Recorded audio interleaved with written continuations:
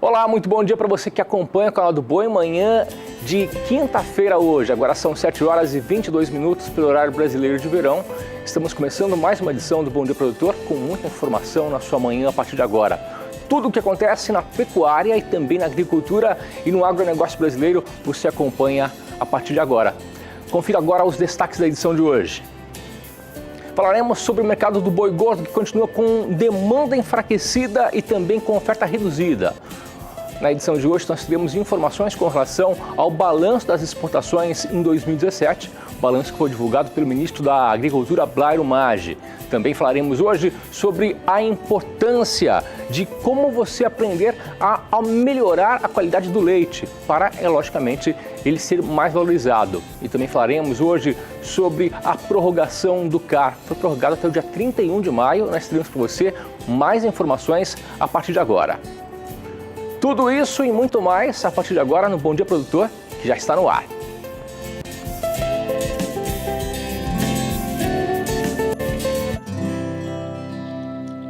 Acorda que o galo já cantou e o sol já vem fazer brotar mais um novo dia. Lenha no fogão, café pra esquentar e a bicharada no quintal.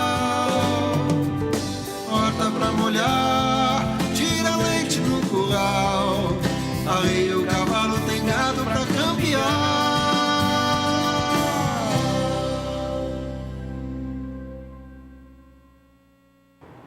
Bom dia, produtor. Desta quinta-feira começa falando do mercado do boi gordo, que ontem, no fechamento, segundo a apuração da agência Scott Consultoria, a demanda está enfraquecida e também a oferta está bem restrita.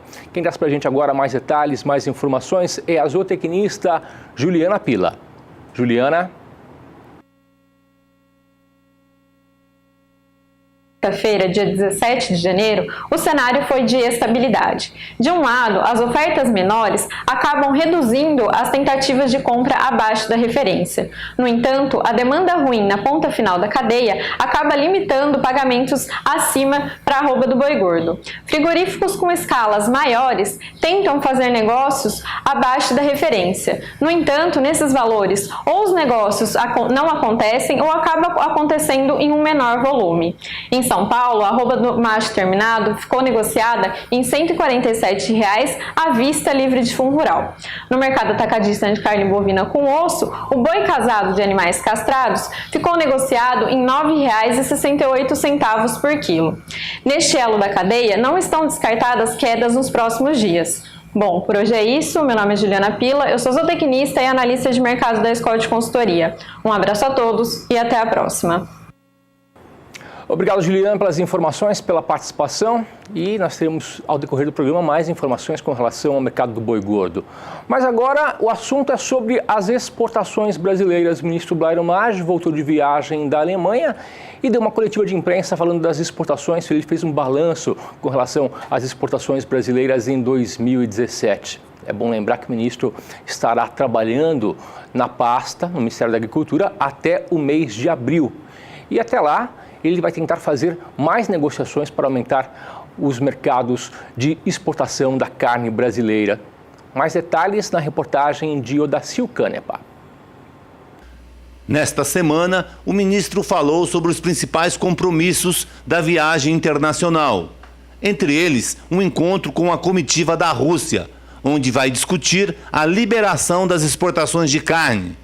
O ministro garante que o governo brasileiro tem atendido todas as demandas do Departamento de Agricultura da Rússia e que as exportações podem estar liberadas em breve. Rússia, especificamente, um caso muito particular, que há muitos anos os russos reclamam que querem vender para o Brasil alguns produtos. Por muitos anos o Brasil prometeu e nunca abriu o mercado para eles, como por exemplo de trigo, de carne bovina também, que eles querem vender picanhas para cá, pescados que o Brasil compra muito de outros países, nunca abriu o mercado de pescados para eles. Então tudo isso nós estamos entregando para os russos, vamos chamar assim, praticamente a pauta encerrada, e o secretário Rangel, que vai estar comigo nessa viagem agora à Alemanha, tem uma audiência, uma reunião marcada com um contraparte dele, é Dankler, né? Dankler, para ver se a gente acerta esses documentos finais, as partes que estão faltando, e que a gente possa reabrir o mercado russo, que é um mercado importante. Jairo Maggi vai discursar no debate inaugural do Fórum Global e pretende destacar a importância ambiental e econômica da agropecuária brasileira. O ministro tem ainda compromissos em Bruxelas, onde se encontra com autoridades da União Europeia. Depois segue para a Suíça, onde se junta à comitiva do presidente Michel Temer no Fórum Econômico Mundial. Odacil Canepa para o SBA. 7 horas e 28 minutos, vamos voltar a falar sobre as cotações da arroba do boi gordo, que nesse início de ano permanecem sem grandes alterações. Vamos acompanhar agora a apuração feita pelas 32 praças pesquisadas pela agência Scott Consultoria. Nós começamos pela região sudeste do país, vamos ver aqui como foi o fechamento ontem, na quarta-feira. Começamos com Barretos, em São Paulo, fechou ontem a R$ 147,00, Araçatuba também R$ 147, Belo Horizonte R$ 141,00, Triângulo Mineiro R$ 142, região sul de Minas Gerais R$ 139, região norte R$ 141, Rio de Janeiro R$ 139,00 arroba e no Espírito Santo R$ 137,00. É bom lembrar que houve queda de R$ 2,00 em Belo Horizonte e também no norte de Minas Gerais. Vamos agora para a região sul do país. Vamos ver como ficou a cotação da arroba do boi gordo ontem por lá. Região nordeste do Paraná, R$ 143. Região oeste de Santa Catarina, R$ 137,00. Já na região oeste do Rio Grande do Sul, R$ 4,90 o quilo. E em Pelotas também R$ 4,90 o quilo vivo. Vamos agora para a região centro-oeste do país. Você acompanha comigo que em Goiânia, Goiás, fechou ontem a apuração da arroba do boi gordo a R$ 138,50. Já na região sul de Goiás fechou a R$ 140, em Campo Grande R$ 132,00, Dourados R$ 133,50 e na região de Três Lagoas, no Mato Grosso do Sul, fechou a R$ 131,00. Vamos agora para mais praças da região centro-oeste. Agora vamos falar aqui da região do Mato Grosso. Em Cuiabá fechou a R$ 133,50, região norte do estado R$ 129,00, região sudeste R$ 132,50 e na região sudoeste, ou melhor, na região sudeste fechou a R$ 132,50 e na região sudoeste fechou a R$ 130,00. E nós vamos agora para a região nordeste do país. Saber como fechou ontem a cotação da arroba do boi gordo por lá. Em Alagoas, fechou a arroba do boi gordo a R$ 153,00, na região oeste da Bahia, R$ 152,00, na região sul, R$ 142,00 e na região oeste da Bahia, na região oeste do Maranhão, R$ 139,00. Praças que não apresentaram alteração entre terça e quarta-feira. Para finalizar, vamos agora para a região norte do país. Vamos acompanhar aqui a cotação para o Acre, R$ 120,00, Redenção no Pará, R$ 130, Marabá também R$ 130, Paragominas R$ 136,00, região sudeste de Rondônia R$ 131, região sul do Tocantins R$ 130,00 e na região norte do Tocantins R$ 131,00, apresentando queda na região sul do Tocantins, houve queda de R$ 2,00. Cotação da arroba do boi gordo na apuração feita pela agência Scott Consultoria com base no dia de ontem. E nós vamos continuar falando sobre valores de mercado. Você acompanha agora as cotações do boi magro nas principais praças de produção do país.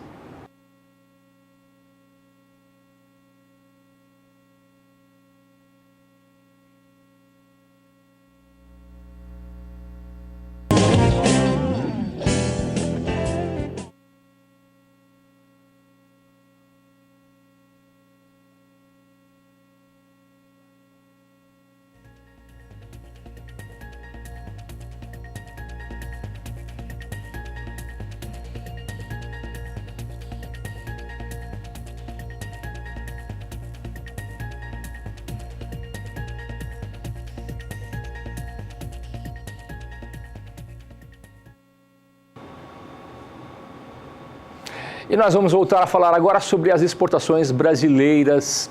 O ministro Jairo Maggi, em sua primeira entrevista, em sua primeira coletiva de imprensa do ano, ele falou também sobre as exportações. Ele falou de negócios, de novos acordos que podem ser firmados, mas o foco mesmo foram as exportações brasileiras. Exportação de etanol, de carne e também ele falou sobre a logística brasileira. Confira detalhes na reportagem.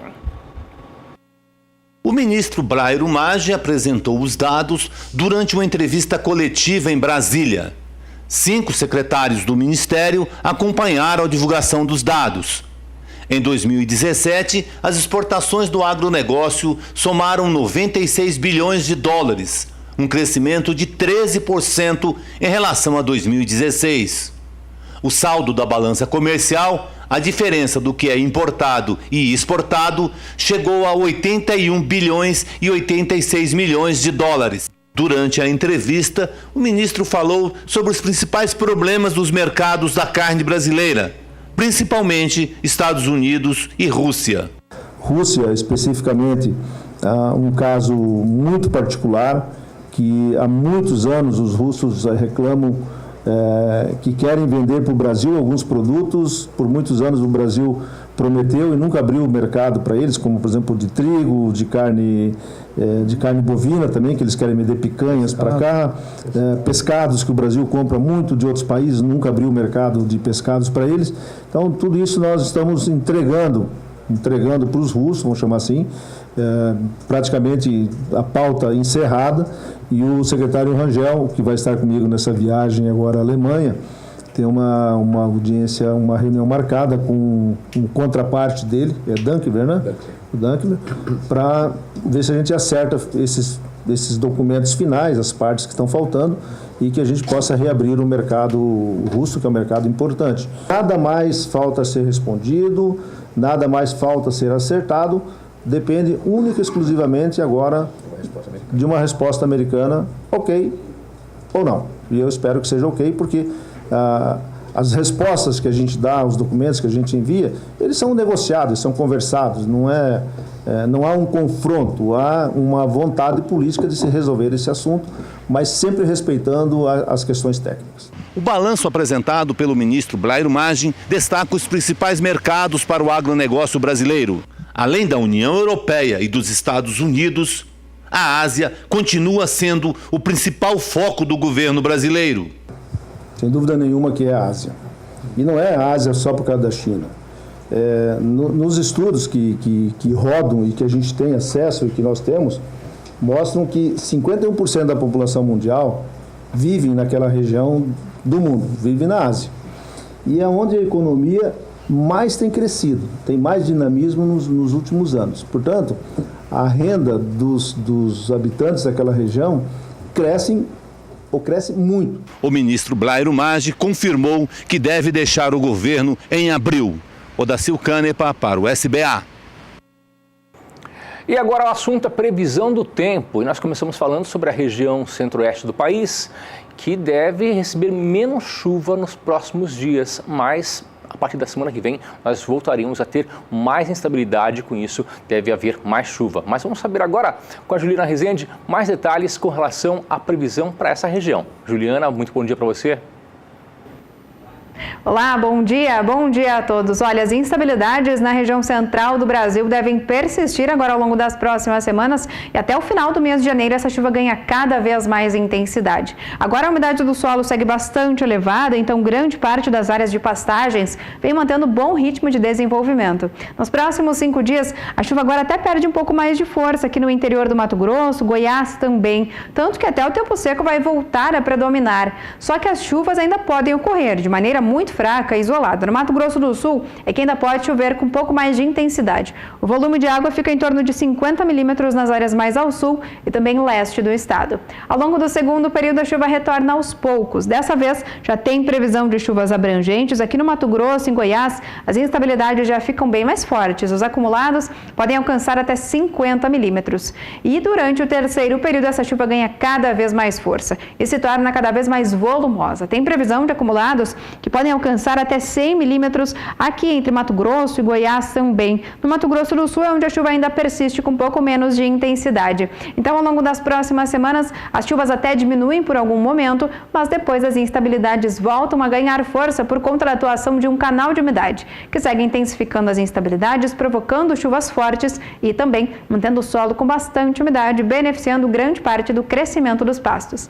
Daqui a pouco eu volto com mais previsão do tempo. Obrigado, Juliana, pelas informações. Daqui a pouquinho nós teremos previsão para a região Sudeste, Sul e Norte-Nordeste. E agora é hora de recordar assuntos importantes que foram destaque em 2017. Durante o ano passado, na verdade, o Bom Dia Produtor fez para você várias entrevistas. E entre elas, nós conversamos com o analista de gestão de risco, o Rodrigo Albuquerque. Ele traz previsões para o ano de 2018. Confira.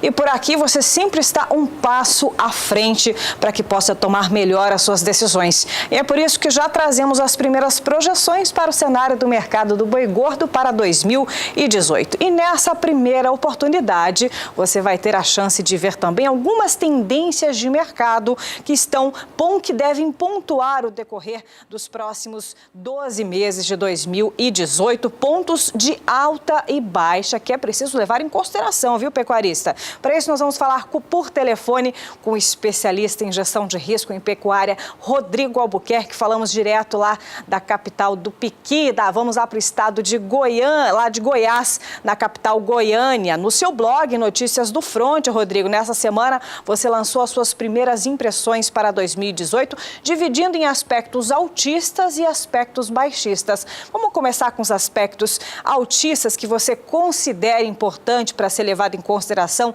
para 2018. Começa daqui a pouquinho, daqui a 2 meses. É uma satisfação falar contigo, Rodrigo Albuquerque. Bom dia, Elaine. Bom dia a todos os companheiros aí do Pó da Viagem, do Bom Dia Produtor, do canal do Boi. Justamente, Elaine, eu fiz um levantamento na edição do Notícias do Fronte da última semana, colocando aí os primeiros aspectos e as primeiras análises para 2018. Há algum tempo a gente vem pensando nisso, mas a publicação realmente primeira foi nesse fim de semana. Os aspectos, Elaine, aí respondendo a sua pergunta, altistas, eu citaria possivelmente, um percentual menor de fêmeas ao abate. A gente teve uma reversão grande em 2017, principalmente no primeiro semestre, do volume de fêmeas. O volume de fêmeas de 2015 e 2016 estava diminuindo ao abate. E em 2017 houve a reversão, uma reversão que até a gente não esperava na magnitude que ocorreu. Como essas fêmeas, ou um bom número de fêmeas, já foi ao abate em 2017, pode ser que haja menos fêmeas para abate no 2018. Um segundo ponto, Elaine, seria uma tendência decrescente de oferta de machos para abate no início das águas, o ciclo mundial de crescimento positivo, A gente vê hoje a indústria brasileira com uma rápida capacidade de recuperação em relação à exportação. Houve um imenso desafio no final do primeiro semestre de 2017 e uma recuperação absurdamente grande e rápida no terceiro trimestre de 2017. A gente também destaca o ciclo econômico interno nosso de retomada, a situação do consumo interno de proteína vermelha, de carne bovina, que está muito deprimido, e a gente vê hoje uma indústria frigorífica saindo de 2017 com uma situação mais equilibrada de forças em relação a 2016. Todos esses fatores agindo em conjunto são os principais fatores aí que a gente cita nesse momento como altistas para arroba em 2018. E agora, e os aspectos baixistas, Rodrigo Albuquerque? É isso aí, Elaine. Tem sempre os dois lados da moeda, Do ponto de vista dos aspectos que desafiariam o preço da arroba em 2018, o primeiro que eu cito é o ciclo pecuário que a gente vive nesse momento, a fase do ciclo pecuário, melhor dizendo, que é uma fase posterior à fase de expansão de animais que a gente viveu em 2015 e 2016, ou seja, a gente estava retendo fêmeas em 2015 e 2016, isso certamente favorece o estoque e poderá, né, no seu dado momento, favorecer a desova de animais. Isso é uma coisa que preocupa. Outro aspecto seria a diminuição, a desinflação, melhor dizendo, da economia, que a gente viu de maneira muito forte em 2017. Né? O Rogério Goulart, um outro analista de mercado, amigo nosso, brinca que o boi gosta um pouquinho de inflação.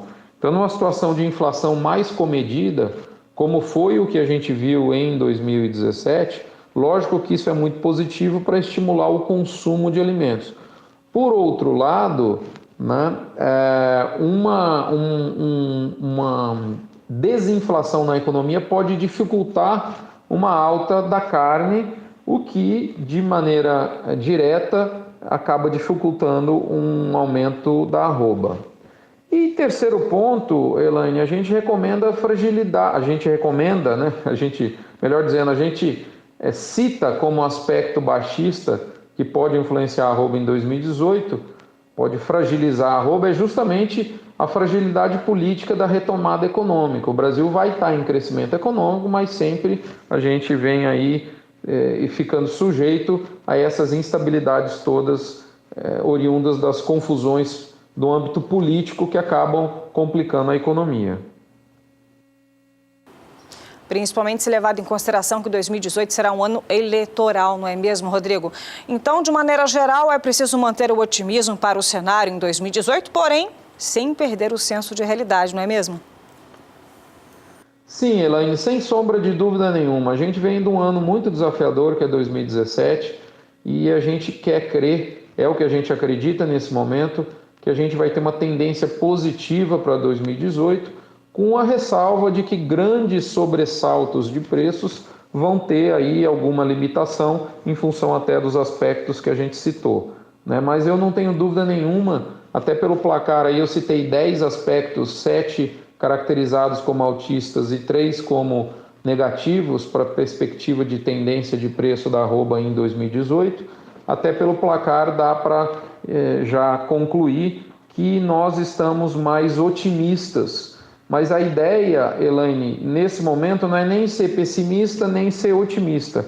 É a gente poder traçar uma curva, um raio-x interessante, para a gente sim, sendo realista, né, nos posicionarmos melhor para vender e comprar os animais ao longo aí do ano que está chegando, que certamente vai trazer eventos melhores, eu não tenho dúvida nenhuma disso. Estamos sempre à disposição de vocês, lá no blog, semanalmente, ou aqui, a hora que vocês chamarem, é sempre um prazer. Muito obrigado. Até a próxima.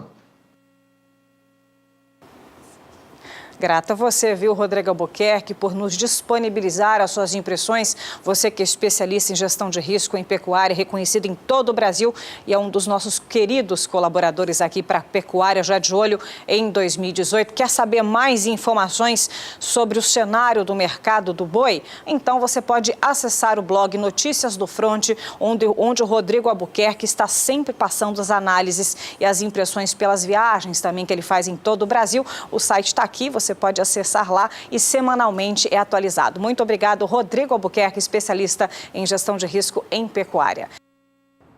Faltando 15 minutos para as 8 horas da manhã, nós vamos a um breve intervalo comercial, mas voltamos daqui a pouquinho para falar sobre a raça Brangus, que movimentou muitos leilões em 2017. Fique por aqui, nós voltamos em 2 minutos.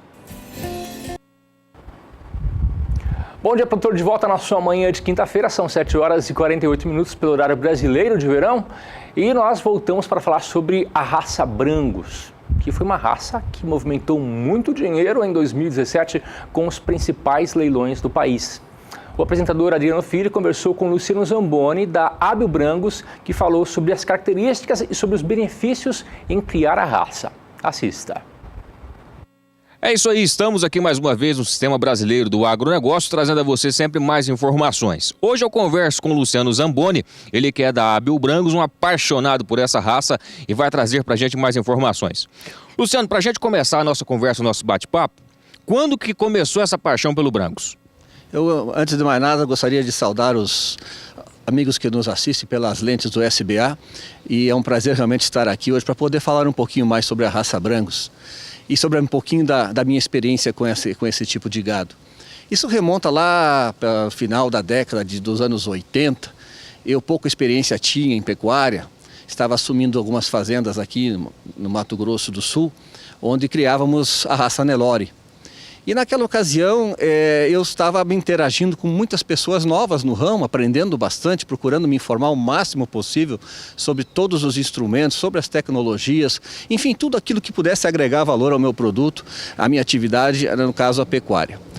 Uma empresa do Rio Grande do Sul nos procurou porque queria arrendar uma fazenda para colocar em prática o cruzamento desses ventres Nelore com a raça Angus. E eu casualmente tinha uma propriedade disponível que se encaixava perfeitamente dentro desse programa. Conseguimos acertar e no decorrer dos experimentos, um dos sistemas de retribuição foi que eu ficasse com alguns animais frutos dessa cruza e que esses animais fossem então levados a uma outra propriedade ali no município de Bandeirantes. A partir daí comecei a observar o desenvolvimento, o resultado, as avaliações, e isso fez com que eu mudasse de ideia gradativamente e fosse me dando conta dessa oportunidade, dessa ferramenta nova, ou seja, a heterose sendo buscada através do cruzamento de duas raças. A complementariedade, essa é a palavra-chave, onde uma raça pode complementar a outra e se usa das duas raças tudo aquilo que elas têm de bom. Ou seja, você consegue ainda melhorar ainda mais o resultado final, né, na atividade pecuária. Foi uma coisa bastante interessante e de lá para cá eu não parei mais.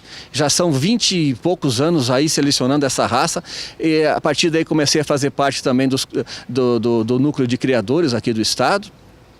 Esse núcleo de criadores é um núcleo bastante disposto a trabalhar, a divulgar, a interagir, e tivemos bastante sucesso nos eventos que fizemos em termos de exposições, provas de ganho de peso na Embrapa. Enfim, foi um crescimento exponencial da raça e do grupo, e sempre calçado nos resultados que nós estávamos obtendo. Inclusive, Luciano, você foi até presidente da associação do Brangus e esteve acompanhando de perto toda essa evolução do Brangus dentro da pecuária brasileira. Com certeza, o Brangus já era muito forte, mas no Rio Grande do Sul, na parte sul do país. E quando nós nos unimos aqui, como eu te falei agora há pouco, os criadores que já estavam interessados e já estavam investindo na raça, nós conseguimos um grupo bastante dinâmico, um grupo que tinha ideias novas, abertas, um bom relacionamento com a Embrapa Gado de Corte, e nós achávamos que estava na hora de fazer com que a associação também tivesse um crescimento exponencial e nós, com o intuito de abrir os olhos das outras pessoas, abrir mercado para essas outras pessoas que já estavam há mais tempo dentro da raça Brangus, nós nos propusemos naquela época a tirar a associação do Rio Grande do Sul, que estava no município de Bagé, e trazer para Campo Grande e projetar ela no Centro-Oeste, onde existe o maior rebanho de ventres do Brasil. E com esse argumento e com essa turma, com essa equipe de trabalho, todos observavam que nós tínhamos condições de fazer isso. De fato, eu acredito que foram uma conjunção de fatores. A credibilidade dos criadores veio através dos resultados que nós conseguimos. E os resultados, eu gostaria de colocar aqui que o marketing foi uma das chaves desse resultado. Naquela época, não só nós, mas várias raças de gado estavam em evidência. Nós podemos relembrar aqui que muitas raças entraram no Brasil baseadas ou querendo fazer com que o resultado do cruzamento industrial fosse extensivo a todo o Brasil, independentemente de qualquer tipo de estrutura. Um milagre praticamente. E muitas vezes essas raças não estavam credenciadas a entrar em climas adversos, pastagens degradadas, estruturas mal formadas de fazendas onde entra aí mão de obra e tamanho de invernada, ecto e endoparasitas. E o que aconteceu? Muitas pessoas acabaram por não tendo sucesso nos seus cruzamentos, porque as raças que estavam sendo usadas não eram indicadas para esse tipo de ambiente. Enquanto que o Brangus continuou caminhando no seu ritmo normal, porque ela estava muito harmonizada com o zebu. E o zebu é que mandava e continua mandando nesse tipo de coisa, que seja o ambiente. Porque eu considero que a pecuária tem 3 pilares importantíssimos, que é o meio ambiente, a genética e a nutrição. Então, quando você derruba qualquer um desses 3 pilares, o fracasso é iminente. Então, o que aconteceu? Todas as raças que vieram têm seu valor.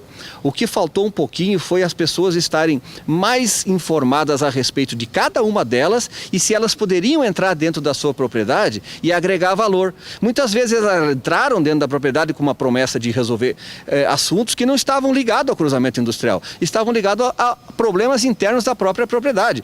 Eu não diria problemas, mas aspectos internos de cada propriedade, clima, oferta de forragem, enfim, como eu já citei agora há pouco.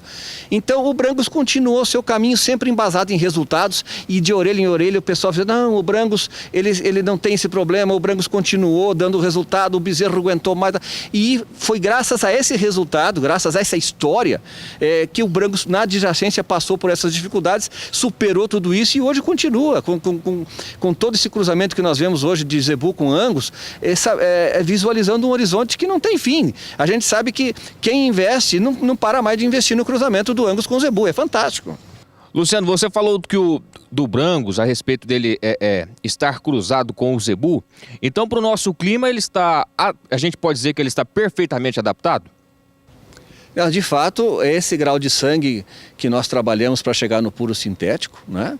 Um animal com 67% de sangue Angus, aproximadamente, nós consideramos como o ideal para que o animal mantenha as características da raça Angus em termos de qualidade de carcaça, precocidade, habilidade materna, mas tenha junto com ele toda a rusticidade e adaptabilidade que o zebu imprime. Então, eu considero realmente que o puro sintético ele está credenciado a trabalhar e produzir bezerros dentro do Brasil Central em qualquer clima adverso. E esse animal também ele fica extremamente interessante quando se trata de cobrir fêmeas F1. Por quê? Porque a fêmea F1 ela tem um alto grau de heterose, o vigor híbrido máximo. E o que a gente busca dentro do Brangus, o puro sintético? Um animal versátil, um animal que possa levar a genética Angus a campo, em monta natural, em qualquer lugar. Então essa F1 que está hoje em grande escala no Brasil, ela é uma grande receptora, ela pode vir a ser uma grande matriz se coberta com animais Brangus. Importante que tenha avaliação genética, porque a avaliação genética vai fazer com que o vigor híbrido e a heterose fiquem de lado e o mérito genético entre nessas fêmeas F1, né, fazendo com que os fatores melhoradores, no caso as DEPs, se imponham, fazendo com que a produção seja ainda melhor do que já é a F1. Luciano, vamos fazer o seguinte então, para a gente encerrar a nossa participação aqui, eu quero que você mande um recado para o amigo que está acompanhando agora a gente pelo Sistema Brasileiro do Agronegócio. Por que trabalhar com o Brangus? Bom, esse realmente é um assunto bastante delicado, porque fica uma sugestão, fica uma opinião de um apaixonado pela raça, mas que faz bastante conta, digamos assim. Eu procuro trabalhar embasado em resultados e eu diria que o Brangus, ele tem sua consistência, ele tem seu valor e ele é uma opção ao criador que poderá fazer com que os seus resultados sejam ainda melhores. A genética Angus, o que ela vem fazendo em termos de avanço na qualidade de carne é reconhecido já no mundo inteiro. Não é só aqui no Brasil e, aliás, nós estamos até pegando carona nisso e exportando já bastante em função desse marketing. Não dá para deixar do pecuarista prestar atenção nisso. Ou seja, esses nichos de mercado, essas plantas que hoje oferecem um plus a mais na arroba, na diferenciação, na avaliação da carcaça, não deve ser desconsiderado. Então, se você pode chegar a ter um incentivo, um resultado, por menor que seja, ele vem agregar valor ao seu produto. E o Brangus hoje, ele é a maneira mais fácil e eficiente de levar a genética Angus para os campos do Brasil Central para cobrir ventres em monta natural. Ou seja, é um indivíduo que foi criado para isso, ele foi pesquisado para isso e ele está no mercado hoje fazendo esse papel de forma bastante satisfatória. Basta pegar os números, basta você ter a oportunidade de conversar com quem já faz esse tipo de uso de touros brancos.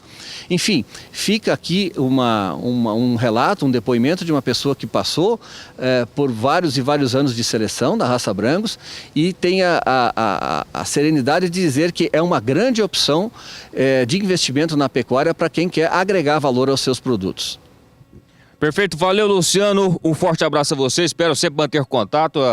Creio eu que neste ano aí o Sistema Brasileiro do Agronegócio, juntamente com a Abil Brancos, estarão realizando diversos eventos, sempre trazendo mais oportunidades para o amigo de todo o Brasil fazer investimento, comprar com qualidade.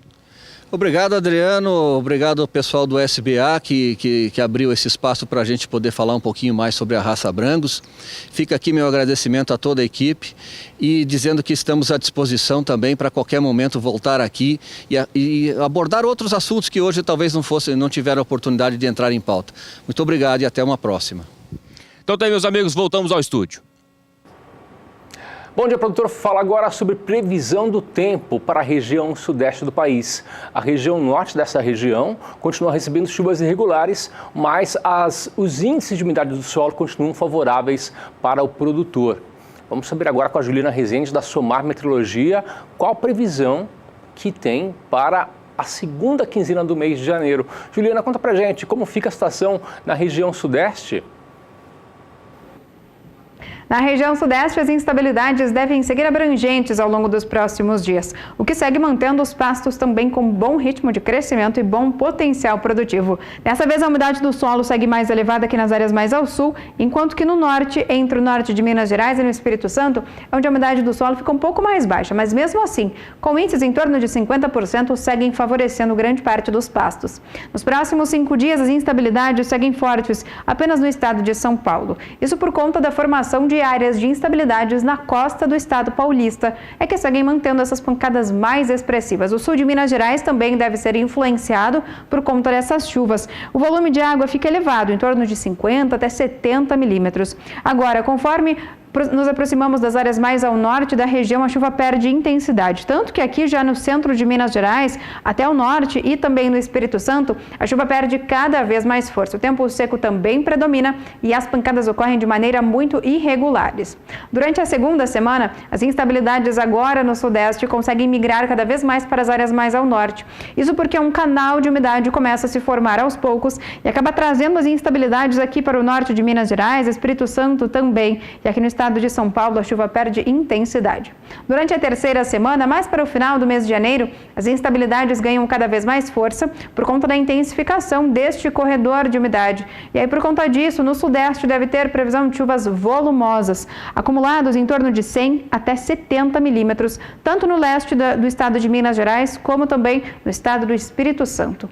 Então, ao longo das próximas semanas, como teremos chuva abrangente e também com forte intensidade nas principais áreas de passagem do sudeste, os pastos devem manter bom ritmo de crescimento, porque o solo também segue com boas condições hídricas.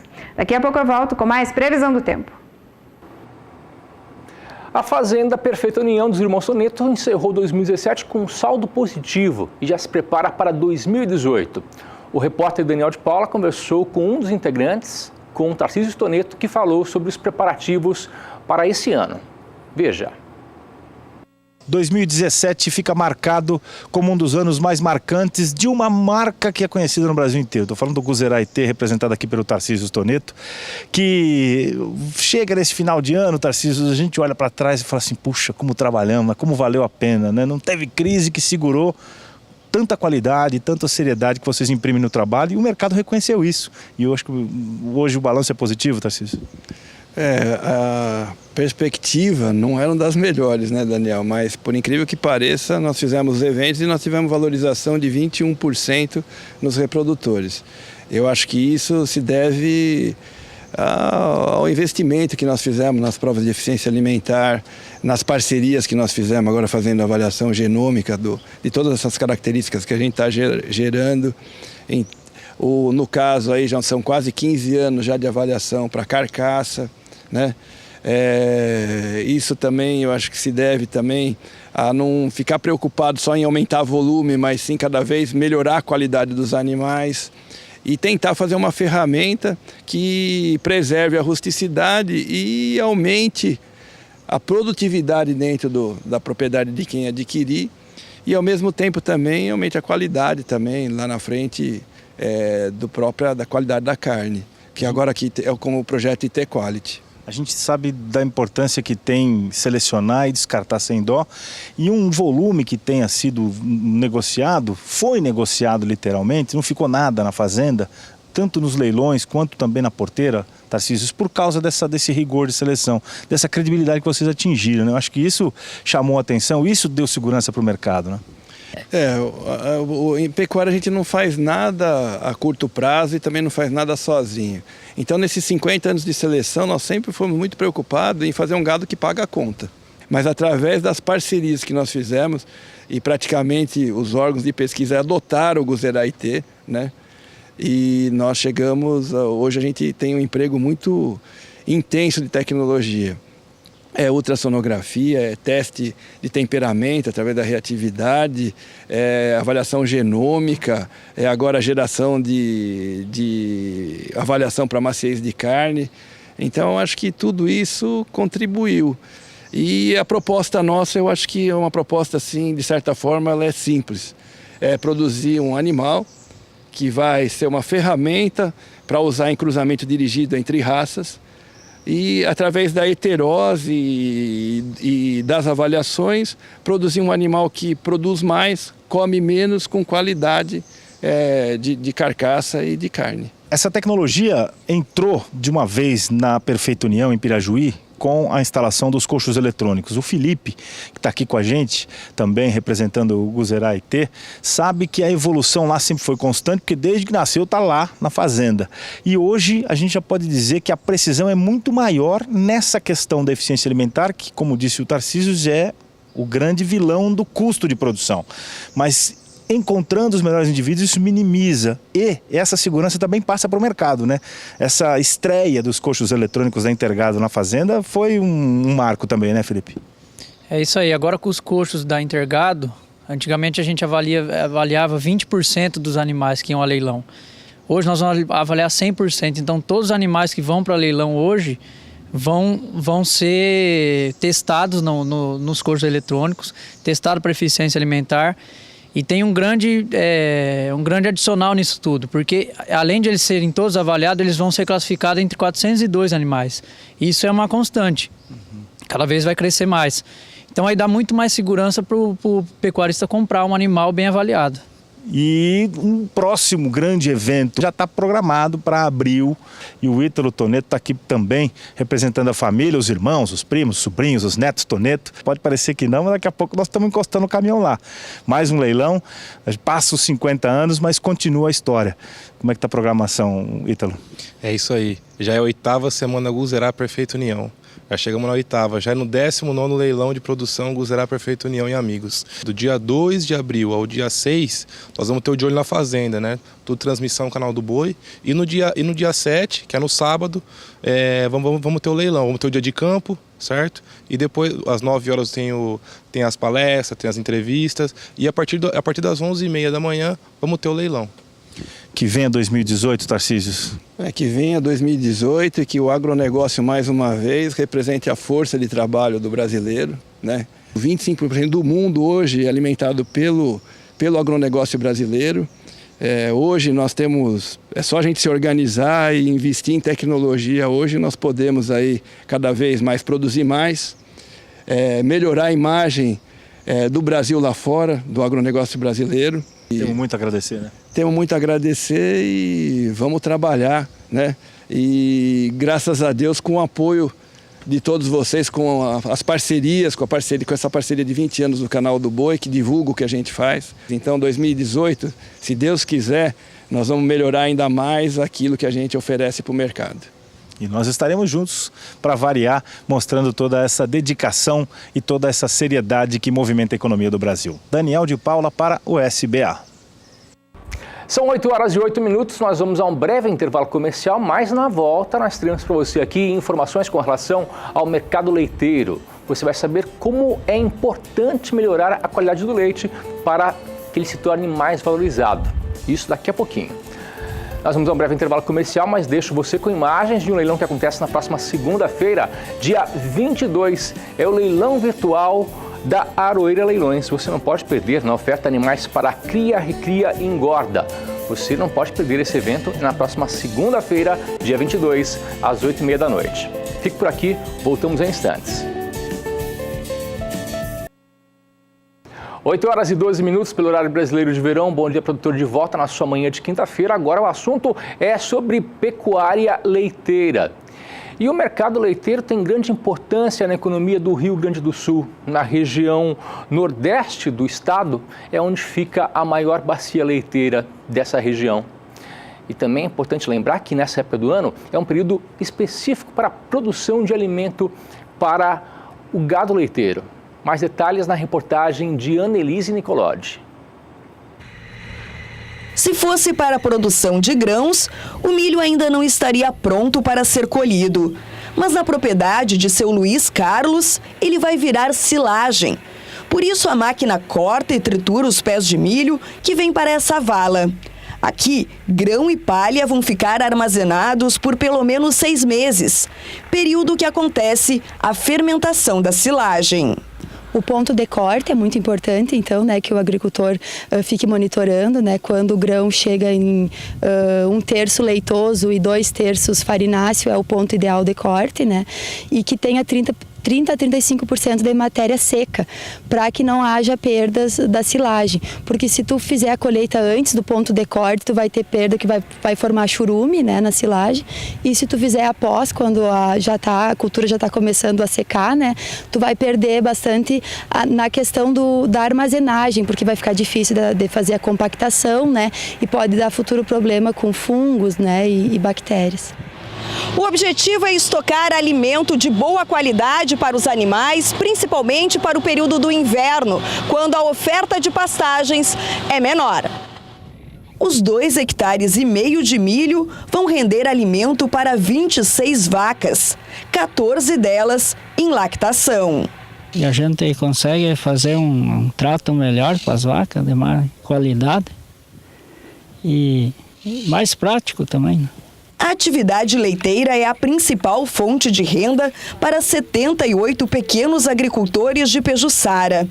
Uma parceria entre Prefeitura e Emater ajuda a desenvolver a região e a manter as famílias no campo. A gente cede o maquinário com funcionários à medida possível, mas tem um custo. Isso não é gratuitamente, porque o tribunal não aceita que seja totalmente gratuito. Mas é praticamente o que é cobrado é o custo, o óleo diesel, a manutenção do maquinário, que isso aí não tem como descarregar de outra forma. Isso já é um trabalho feito há muitos anos. Estamos aí sempre nesse apoio, incentivando principalmente o pequeno produtor de leite, para que se mantenha no campo.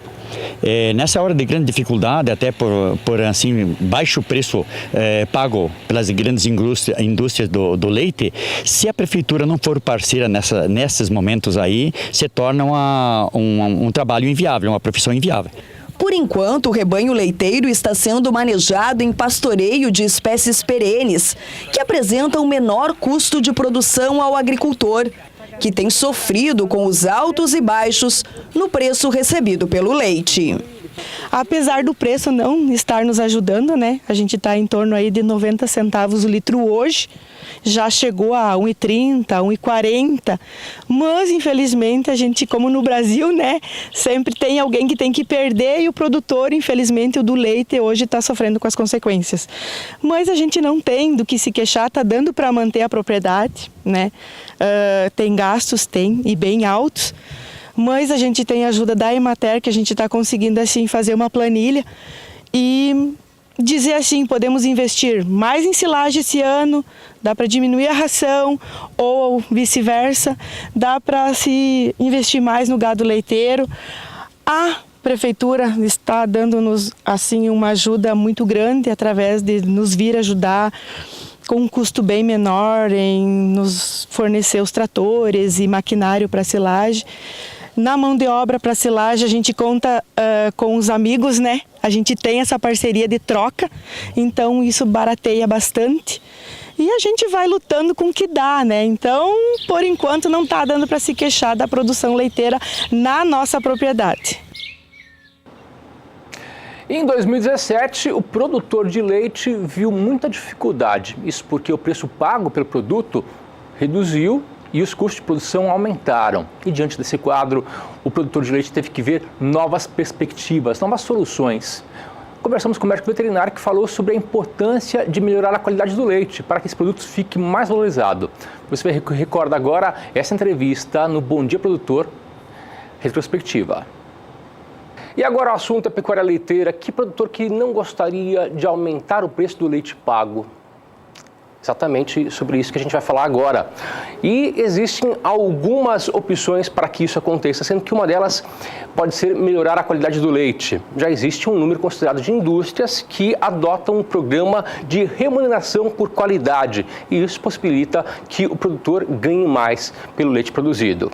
A qualidade da silagem é um fator importante quando se fala na alimentação desse gado. Sobre esse assunto, a gente aborda agora no Bom Dia Entrevista.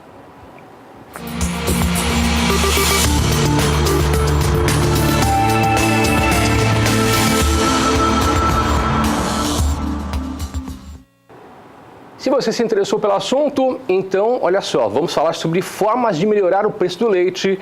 E esse é o assunto de agora que eu falo com o zootecnista Amarildo Pedro da Silva, especialista em produção sustentável de ruminantes e proprietário da Coneagro, empresa voltada para a produção de volumosos e silagens de qualidade para a produção animal. Amarildo, muito bom dia para você, é um prazer ter você junto com a gente aqui no Bom Dia Produtor. Bom dia a todos. É um prazer estar aqui conversando sobre a parte de alimentação. Amarildo, é importante falar que é indiscutível que a silagem de milho é fonte de nutrientes para a alimentação do animal e também para a produção de leite. Qual que é a relação da qualidade da silagem com o preço do leite? Faz um comparativo para a gente. Isso daí está intimamente ligado, porque os fatores que influenciam na qualidade da silagem é que vão produzir esse leite depois. E isso daí, se você tem, desde a escolha de um bom híbrido, de uma boa conservação, de uma boa quantidade de nutrientes dentro da silagem, é o que vai diminuir o seu custo e que vai aumentar o seu ganho por litro de leite. Estamos passando por um momento bem crítico, bem sério com relação à produção de leite. A cada mês, os produtores de leite veem o preço do leite cair mais. E aí eles ficam pensando em formas de aumentar o valor pago pelo leite. E tem como aumentar o valor pago pelo leite, Amarildo? Infelizmente, aumentar o valor pago pelo leite não está na mão do produtor, sim de algumas políticas administrativas, Mas ele pode aumentar a qualidade do leite. Pode melhorar a qualidade do leite. E fazer com que as indústrias paguem mais por isso. Exatamente. Algumas indústrias já estão pagando mais pela qualidade do leite, basta o produtor identificar quais são essas indústrias para ele poder vender o seu produto final.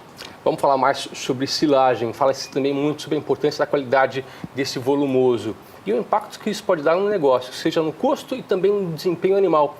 Existe algum cálculo para chegar a um volume ideal de silagem de milho para aumentar a produção de leite? A qualidade? Sim, esse cálculo é feito em cima de alguns parâmetros da qualidade da silagem, que são feitos em cima de matéria seca, de amido, do processamento, do NDT da silagem e também da digestibilidade desse NDT, que são os nutrientes que o animal realmente vai absorver, vai transformar em matéria-prima, que é o leite. Então são fatores que o produtor deve ficar atento. Muito atento, muito atento. E para que ele chegue até esse resultado, para que ele chegue até esse fator de se a silagem é de boa qualidade ou não, ele tem que fazer algum exame? Existe o exame bromatológico, por exemplo, ele pode fazer esse exame? Exatamente. Esse exame é muito simples, essa análise bromatológica que a gente chama muito simples, só que infelizmente muitos produtores deixam de fazer e usam apenas a literatura em vez de saber da qualidade que está a sua silagem. Então, se ele fez uma silagem com qualidade boa, basta fazer a análise bromatológica e depois fazer a dieta em cima daquela análise bromatológica. E a análise vai detectar o quê? A análise vai detectar a qualidade que realmente está na sua silagem em cima de matéria seca, de amido, de proteína, de energia. E isso daí é muito importante para que ocorra realmente você saber a análise da sua silagem como ela está. Vamos imaginar que o produtor rural que está nos assistindo em casa, ele tem como fundamento melhorar nesse momento a qualidade do leite, aumentar a produção. Então, o primeiro passo para que isso possa acontecer é melhorar a silagem, uma silagem de boa qualidade. O segundo passo seria fazer esse exame? Análise bromatológica. O primeiro passo é a escolha de um bom híbrido de silagem, o manejo da silagem, o corte, o ponto de corte da silagem, né, o tamanho de partícula, o ponto de corte da silagem e também compactação, fechamento do silo, usando uma boa lona de qualidade, usando produtos para fermentação, como inoculantes antifúngicos dentro da silagem e também o processamento do grão. É muito importante. Deixa eu te perguntar, existe muita dificuldade para o produtor chegar a fazer todo esse processo? Porque muitas vezes o produtor fala assim, nossa, mas é muito difícil. Ele tem que contratar algum técnico do assunto ou não necessariamente? Para a silagem hoje, isso daí está muito fácil o acesso à informação e o produtor tem muita assistência técnica já até gratuita, por órgãos do governo, por empresas particulares. Mas isso daí na propriedade, ele tem que avaliar a quantidade de área que ele vai fazer, o maquinário que ele tem, a quantidade de animais que ele tem para fornecer e para poder ver o tempo que ele vai gastar fazendo essa silagem, para essa silagem estar de boa qualidade. Existe um fator que é o IQS, Índice de Qualidade da Silagem. E recentemente a Exalc Lab, né, um laboratório de pesquisas da Exalc, desenvolveu um parâmetro. Nós temos uma tela que mostra exatamente esse parâmetro e eu peço que você comente para a gente. Vamos ver aqui a tela com relação à qualidade da silagem, é o IQS. Nós temos ali, ó, o IQS e o índice. Isso. Seria um ranking, né? Ali aparece como as classificações bronze, prata, ouro e diamante. Como você avalia essa qualidade da silagem? Comenta pra gente um pouquinho. Exatamente. A Exalc, ela elaborou isso daí em cima de matéria seca, em cima de amido, acima do processamento do grão e acima de FDN e digestibilidade do FDN. Não que a sua silagem, se ela esteja no bronze ou no prata, que ela vai estar ruim, mas esse é um índice próprio da Exalc, do laboratório, que eles desenvolveram para poder avaliar a silagem das amostras que os produtores mandam para eles. E claro que quanto mais próximo do 100%, a sua silagem estaria melhor. Nós temos, em cima do processamento, do amido, da matéria seca, realmente esses são os parâmetros que mais dão a avaliação de uma boa silagem ou não. Então vamos ver se eu entendi. Com o exame bromatológico em mãos, ele tem alguns parâmetros que vão chegar a essa pontuação. Isso, através de um técnico você vai fazer a leitura da análise, né? São em torno de 20 itens que são analisados, mas principalmente esses que eu falei para você, e aí ele vai estar classificando dentro desse padrão aí, para poder falar se a sua silagem está numa boa qualidade ou não. Perfeito. Também nós temos mais duas telas, que é um comparativo de um estudo realizado pela Exalc Lab. Vamos ver. Esse comparativo mostra uma silagem de boa qualidade e uma silagem de média qualidade. Nós temos ali o gráfico, onde Sim. você pode ver que a silagem de boa qualidade tem alguns fatores que sobressaem pelo indicador. Comenta pra gente aqueles fatores ali, que seriam aqueles fatores ali, o MS, o PB, o FDA... Isso aí é o seguinte, a matéria seca, então eu vou fazer um parâmetro rapidamente, matéria seca que é a silagem, que é aquilo que realmente o animal vai absorver a ingestão de matéria seca, que é onde estão os nutrientes. Proteína bruta, que é o que o animal precisa também. A proteína ela não se torna o mais caro da silagem, sim a parte de energia e digestibilidade do animal.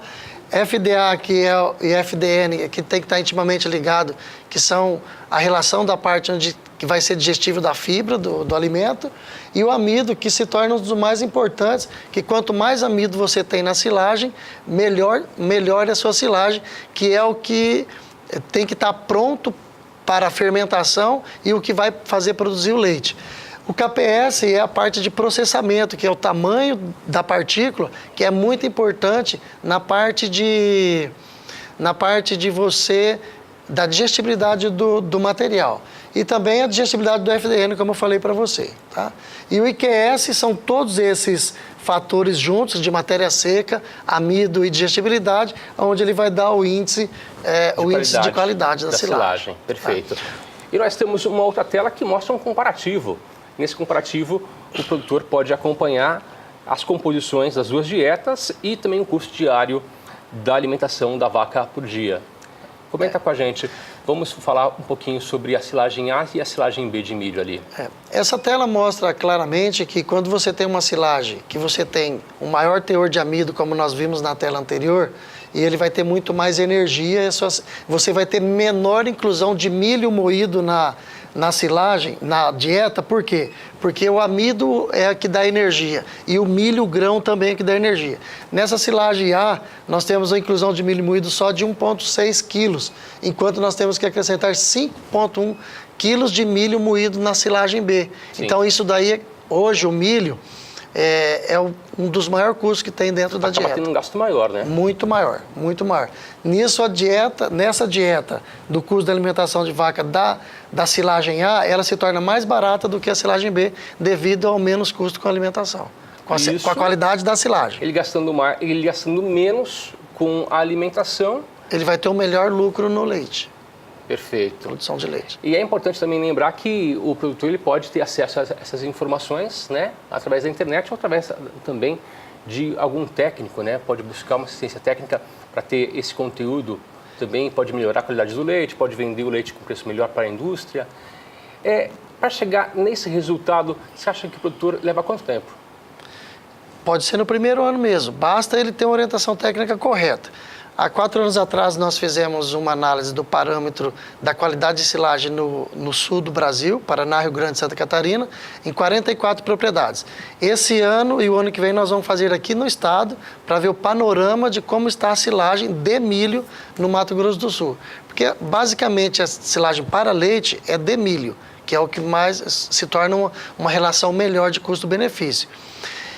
O produtor ele pode, no primeiro ano, a partir de agora, o ideal é ele se organizar, né? Planejamento. Mas no primeiro ano ele já pode ter, basta ter a informação correta. Perfeito. Conversei com o marido do Pedro da Silva, um assunto muito importante, ele que é zootecnista e também ele é proprietário da Coneagro, empresa voltada para a produção de volumosos e silagem de qualidade para a produção animal. Marido, muito obrigado pela presença. Obrigado, eu que agradeço. O assunto é muito interessante. Vamos voltar a falar sobre esse assunto aqui com você no Bom Dia. Com certeza. 8 horas e 29 minutos pelo horário brasileiro de verão. Hora de falar sobre palhada. Você que é produtor rural, quer preparar o seu solo, o melhor momento é agora. Eu estou aqui com o Guilherme Beretta da Gêmeo Pasto, vai entregar para você informações importantes com relação a esse período e com relação à produção de palhada, né, Guilherme? Muito bom dia. Bom dia, Antônio. Bom dia a você que nos acompanha. Olha, Antônio, essa técnica já está no Brasil há mais de 40 anos e cada ano que passa a gente se surpreende mais porque traz vários benefícios para o solo e para a cultura da soja principalmente. A palha que você sabe que é tão importante para a sustentabilidade de todo um sistema de produção, haja vista que nós temos aí a matéria orgânica que melhora sensivelmente toda a parte estrutural do solo, a parte de aeração, a parte de infiltração. Você que está, por exemplo, num terreno que tem um pouco de declive, né, tem muito escorrimento de água, a partir do momento que você consegue trabalhar com a palha, você vai notar que realmente essa água não vai escorrer mais, né, evitando aí as famosas erosões, as famosas assoreamento. E a palha serve justamente para essa finalidade. E talvez, Antônio, o ponto positivo que a gente sempre destaca é justamente a garantia de produtividade da sua lavoura. Por que eu digo isso? Nós temos notado que ano a ano, a cada ano que passa, nós temos aí período de veranícolas durante aí a época que era para estar chovendo, durante os meses aí de janeiro, fevereiro, dezembro. E esse veranico muitas vezes atrapalha e reduz a produtividade do seu grão, da sua soja. E a palha serve justamente para, dentre outros fatores, para manter a umidade no solo. Inclusive, Antônio, olha que dado interessante. As pesquisas nos mostram que quando a gente mede a temperatura em cima da palha e embaixo dessa palha, nós temos aí uma diferença de pelo menos 4 graus. Imagina só o que é isso, né? Diariamente, 4 graus a menos, mantendo umidade, e aí aquela história que eu te disse, a produtividade da sua soja está garantida. Então, sem dúvida nenhuma, é uma das grandes técnicas para você que deseja garantir a sua soja, garantir aí a sua receita na sua propriedade. Você pode contar com essa técnica, que sem dúvida é uma situação bastante favorável para o amigo produtor. E também é importante lembrar que a palha vai ajudar com que o solo ele fique mais fértil, mais produtivo, não é isso? Exatamente. Dados de pesquisa, inclusive, Antônio, mostra exatamente isso. A partir do momento que a gente começa a fazer subsequência de palha sobre palha, né? Lavoura de soja palhada, lavoura de soja palhada, né? Nós temos aí uma melhoria da fertilidade, porque, como eu já disse, matéria orgânica, disponibilidade de macro e micronutrientes que muitas vezes estão presos aí junto aos colóides do solo. Então, as pesquisas nos mostram isso, né? A partir de um certo momento dessa técnica, nós temos aí uma melhoria da fertilidade, e isso implica em redução de adubação química, né, que está diretamente ligado com o custo fixo de uma lavoura da soja. Então, você está reduzindo o seu custo com qualidade, fornecendo alimento para os micro-organismos do solo, fazendo com que, como sempre, você tenha essa técnica como uma grande aliada aí na sua propriedade. E nós temos também casos de pessoas que já utilizam esse sistema, né, Guilherme? Exatamente. Aqui no Mato Grosso do Sul existe vários adeptos da técnica do plantio direto. Exemplo disso é a Fazenda Cachoeira, né, Antônio? Uma propriedade aqui em Bandeirantes, aqui próximo de Campo Grande, no interior do estado do Mato Grosso do Sul, e que adotou essa técnica como a sua aliada, e os resultados a gente confere a partir de agora.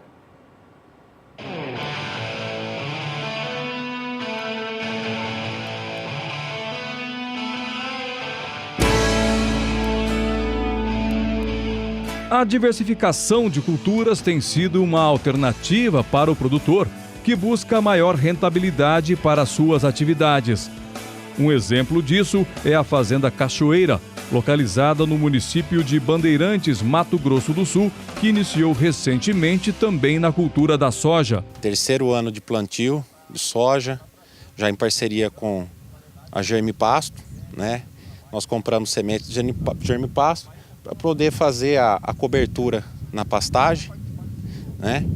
Utilizamos a Rusiense porque ela dá uma boa cobertura, faz uma boa palhada, tem 12 a 13% de proteína, né? Depois a sua germinação, 90, 100 dias, já estamos dando pastoreio, né? Aí você mantém ela de 30 a 40 centímetros, tira o gado, então ela está sendo bem compensatório. O plantio da Braquiária rusiensis vem trazendo ótimos resultados ao sistema de plantio direto, uma vez que essa gramínea produz grande quantidade de massa para uma boa cobertura de solo. A área com palhada, ela é totalmente diferente da área que você planta sem palhada. Podemos ver aqui, essa área já tem palhada, é uma área de terceiro ano de cultivo. Já a área ao lado é uma área que não conseguimos fazer a palhada, por motivos de, em cima da hora, escolhemos essa área para plantar a soja, né? Mas é nítido a observação de uma área para outra, uma que tem palhada e outra que não tem palhada, né? Isso dá uma diferença no final da produção de até 10 sacos por hectare de uma para outra, a qual você não conseguiu fazer a palhada. Nas áreas da Fazenda Cachoeira, o plantio foi feito com a VDTEC. E o Márcio Marangoni destaca algumas das vantagens dessa semeadora. Olha, hoje a gente faz com um trator só, essa plantadeira vai ligada na frente do trator e você já vem com uma grade fechada atrás, encobrindo a semente. Antes você trabalhava com 2 maquinários, né? Dependendo da área, lógico, qual você só colocando em proporções, você trabalhava com 2 maquinários, um jogando a semente e o outro com um rolo compactador ou com uma grade fechada para trabalhar. Então você diminui seu custo, mão de obra, também otimiza o tempo. Seja você também mais um cliente satisfeito. Plante resultados na sua propriedade. Germipasto, sempre ao lado do homem do campo.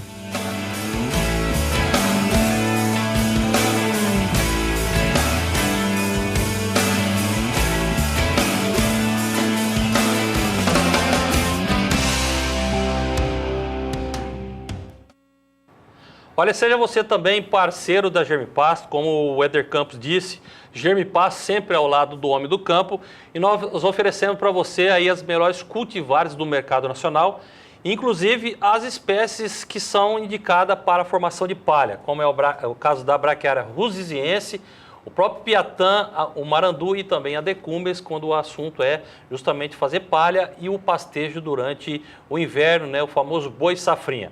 Olha, meu amigo, pega o telefone e entre em contato agora mesmo com a nossa central de vendas. A Germipasto você vai ser atendido aí pelo um dos integrantes da equipe Nota 10, pessoas extremamente capacitadas para estar passando informações e também fazendo a parte comercial.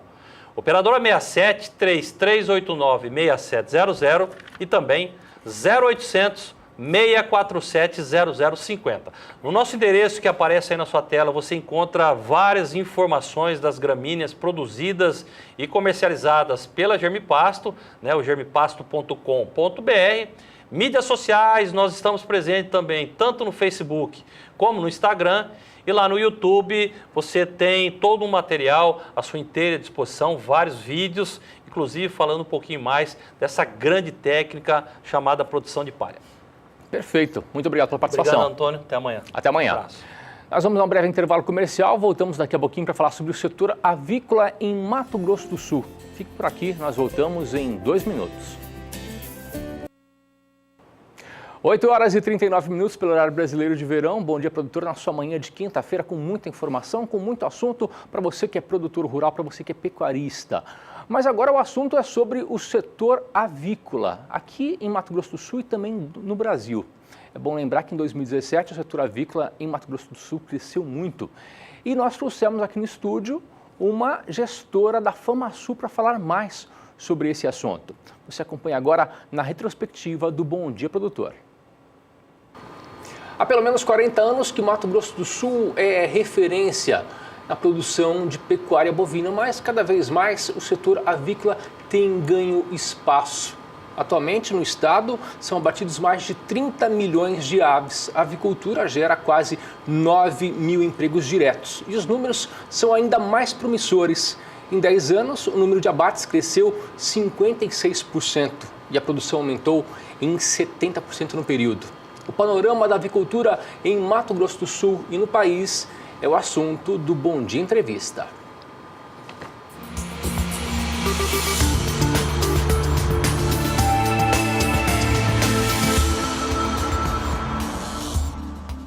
E para falar sobre o setor avícola, eu recebo agora a Adriana Mascarenhas, gestora do Departamento de Economia do Sistema FamaSul, que está aqui no Bom Dia Entrevista. É um prazer ter você junto com a gente nesta manhã. Obrigada, eu agradeço a oportunidade. O assunto é bem vasto, falaremos muito sobre a avicultura no estado, que cresceu muito nos últimos anos. O setor avícola em Mato Grosso do Sul passa por uma ótima fase. São abatidas 643 mil aves ao dia. O estado possui um rebanho de mais de 30 milhões de aves, 5 frigoríficos e quase 9 mil pessoas empregadas no setor. Entre produtores, funcionários, empregados diretos e indiretos, quais são os motivos para tamanha expansão, Adriana?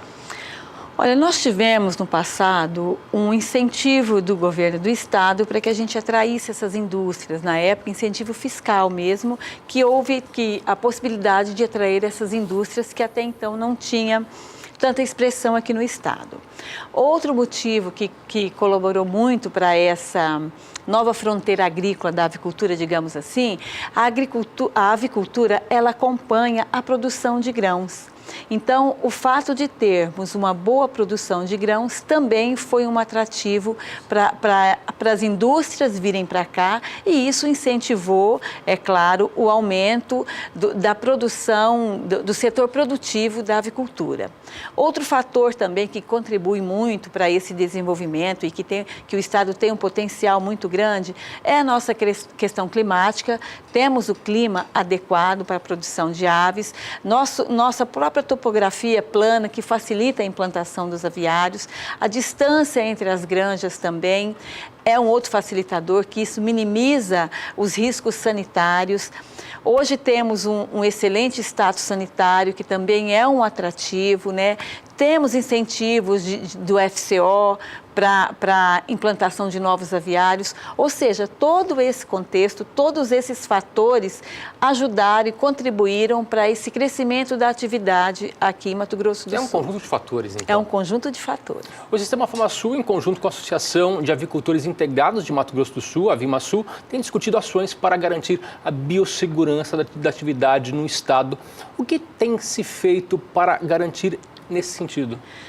Nós temos, a FamaSul pensou, a gente precisava criar um evento que discutisse a tecnologia mesmo no setor da avicultura. E nós temos hoje no estado o Encontro Tecnológico da Avicultura, que é focado exatamente nessa questão sanitária, questão de biosseguridade. Nós temos também muitas ações em conjunta com a IAGRO, onde a IAGRO leva palestras para os produtores. Tem hoje a própria IAGRO, está organizando um workshop para tratar deste assunto aqui no estado. Temos também aí uma solicitação da instituição FamaSul junto com a AvimaSul, que é a Associação dos Avicultores Integrados do Estado, no sentido de conceder um incentivo fiscal para a atividade, a inclusão da atividade no PROAPRE, para que os produtores tenham uma rentabilidade maior, para que eles façam as adequações, né, que a própria legislação exige, e isso também é um incentivo para a gente ter um olhar focado nessa biosseguridade, ou seja, são vários fatores, né? São várias ações, não só da FamaSul, mas em conjunto com a IAGRO, em conjunto com a AvimaSul, pensando nessa biosseguridade. E o setor passa por uma série de mudanças a partir do ano que vem, né? A partir de fevereiro de 2018, as granjas que não tiverem mais registros aliados à legislação sanitária não poderão mais abater. Esse fator é preocupante para algum elo da cadeia produtiva do frango? É preocupante para os dois principais elos, tanto o produtor quanto a indústria, porque o produtor que não tiver esse registro, ele não vai poder alojar o frango. Então, para ele é um prejuízo econômico. Certo. E financeiro, evidente. E para a indústria também é muito preocupante, porque ela tem o seu custo operacional, ela tem os seus contratos, ela precisa atender esses contratos, então ela precisa desse volume de frango para atender contrato e para diluir esses custos operacionais. Então, o prejuízo será muito grande para os dois principais elos, setor produtivo e setor industrial. E essa normativa muda o quê para o setor? Ela exige algumas adequações físicas dos aviários, né, das granjas. E essas adequações necessitam de investimento. Por isso que a gente entrou com a solicitação da inclusão da avicultura no PROAPRE, que é um programa de avanço da pecuária. É um benefício fiscal, né, que o governo abre mão de parte da sua receita e repassa para um determinado setor. Nós temos hoje a bovinocultura de corte já está inserida no PROAPRE, a suinocultura, e temos uma solicitação que a avicultura também entre para gerar um pouco mais de receita, porque é bom deixar claro que a margem do produtor de frango ela é muito estreita e talvez assim, ele encontre um pouco de dificuldade financeira para fazer essas adequações. Por isso a gente acha necessário e importante que esse benefício realmente seja concedido a tempo para que ele possa fazer esses investimentos em suas granjas. E com esse benefício, logicamente, que ele vai poder se readequar a essas novas normativas, né? Sem dúvida. Perfeito. E a lei de integração, que regulamenta os contratos, obrigações e responsabilidades nas relações intercontratuais entre produtores.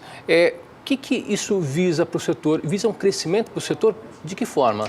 Na verdade, a gente entende que essa legislação foi um marco no setor de integração do Brasil, né? E como a avicultura, principalmente aqui no estado, é 100% integrada, então foi realmente um divisor de águas, porque ela traz uma transparência nessa relação integrado-integrador. A gente acredita que com todas essas regras claras numa legislação, ela pode ajudar a trazer um desenvolvimento sustentável da atividade. A gente vai, com essas regras claras, ela traz uma transparência melhor e aí é uma relação mais justa entre os dois elos. O que você pode falar mais sobre essa lei da integração?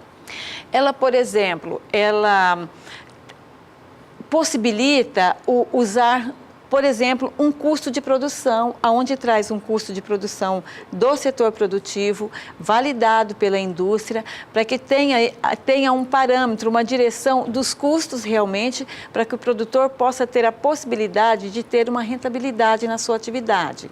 Existem as CADECs também que são criadas e que os assuntos mais relevantes do setor podem ser tratados dentro dessas CADECs. Essa CADEC tem a representação do produtor, da indústria, então, principalmente, ela regulamenta essa relação de integração, que até então não existia uma legislação que regulamentasse essa relação entre integrado e integrador. Então, a gente entende que, de fato, foi um marco, ela é uma expectativa do setor já desde 2013, né? E a aprovação dela, de fato, vai trazer aí um novo momento da avicultura com maior profissionalização. É isso que a gente entende, uma profissionalização do setor da avicultura. Nós estamos falando do setor avícola aqui no estado de Mato Grosso do Sul e não podemos esquecer também do mercado externo. De acordo com o boletim econômico da FamaSul, as exportações de carne de frango in natura com origem de Mato Grosso do Sul, no acumulado entre janeiro e julho, apresentaram um faturamento que superou a marca dos 187 milhões de dólares. Houve um aumento de 22,9% com relação ao mesmo período de 2016. O que se deve a esse aumento?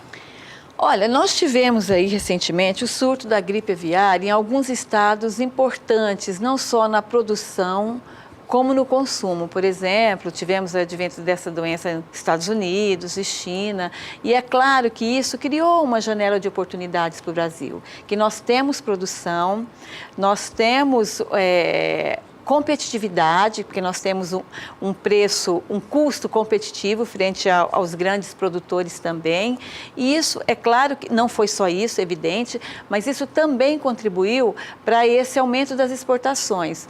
Existe uma demanda aquecida no mercado internacional, o fato de ter ocorrido essa doença em alguns países que são importantes também na produção, que são grandes consumidores, reduziu a oferta por parte desses países e como nós temos, como eu já disse, volume de produção, temos um excelente status sanitário e temos preço competitivo, o Brasil aproveitou essa janela que se abriu de oportunidade mesmo e isso tem trazido esses bons resultados das exportações neste setor. Para a gente finalizar sobre a avicultura no estado e também no país, nessa semana o CPEA divulgou um estudo que aponta que o valor do frango congelado e do frango resfriado apresentaram as maiores baixas. Nesses últimos 11 anos, foi o menor valor comercializado em São Paulo. Como que você vê a avicultura no país em geral? Já que em agosto apresentou esse recuo nos valores, o que você atribui a essa queda no preço do frango? Olha, o que contribuiu para essa queda foi também a redução dos preços dos grãos, né? Porque, por exemplo, o farelo de milho, ele tem uma participação de mais de 80% no custo da ração, que impacta no custo de produção, né? Eu acredito que isso foi um dos fatores que contribuíram para essa redução, porque tivemos redução de custos, né? Mas um outro fator também que tem impactado muito é até o problema da renda das famílias. Por quê? Porque a gente está saindo de uma recessão, de uma crise, o país, e é claro que o consumo, quando existe uma retração de consumo, você precisa ajustar os preços. Por quê? Porque o frango, o maior consumidor da carne de frango, continua sendo o mercado interno, o mercado brasileiro. Mais de 80% do que a gente produz é consumido no mercado interno. E no momento em que você reduz a demanda do mercado interno por falta de renda das famílias, você tem que ajustar os preços, as condições da família brasileira de consumo. E outro fator, sem dúvida, a redução do preço das commodities, dos grãos, soja, milho, principalmente milho, para o setor de aves, também teve contribuição nesse resultado de decréscimo de preço. A economia afeta o consumo e o consumo afeta o preço do frango, seria isso? É mais ou menos isso, é tudo interligado, certo, né? O preço, principalmente o preço que afetou mais foi realmente a redução do preço dos grãos, do farelo de milho. principalmente farelo de soja também. Isso contribuiu para a redução de custo. E que bom que isso aconteceu, porque no momento em que a gente precisava oferecer uma proteína de menor valor para que a gente tivesse um consumo aquecido no mercado interno, então foi esse conjunto de fatores que ajudou nesse resultado de redução de preços. Não sei até que ponto isso é bom, né? Porque a gente tem aí o setor produtivo, ele trabalha com margens muito apertadas. Então, vamos ver como é que vai ficar o futuro aí da avicultura. Eu conversei com a Adriana Mascarenhas, ela que é gestora do Sistema FamaSul, gestora do Departamento de Economia do Sistema FamaSul. Adriana, muito obrigado mais uma vez pela sua participação aqui. É um prazer ter o seu conhecimento, a sua sabedoria junto com a gente aqui no Bom Dia Produtor. Eu que agradeço, é um prazer estar aqui com vocês. Perfeito, muito obrigado. E nós continuamos com o Bom Dia Produtor.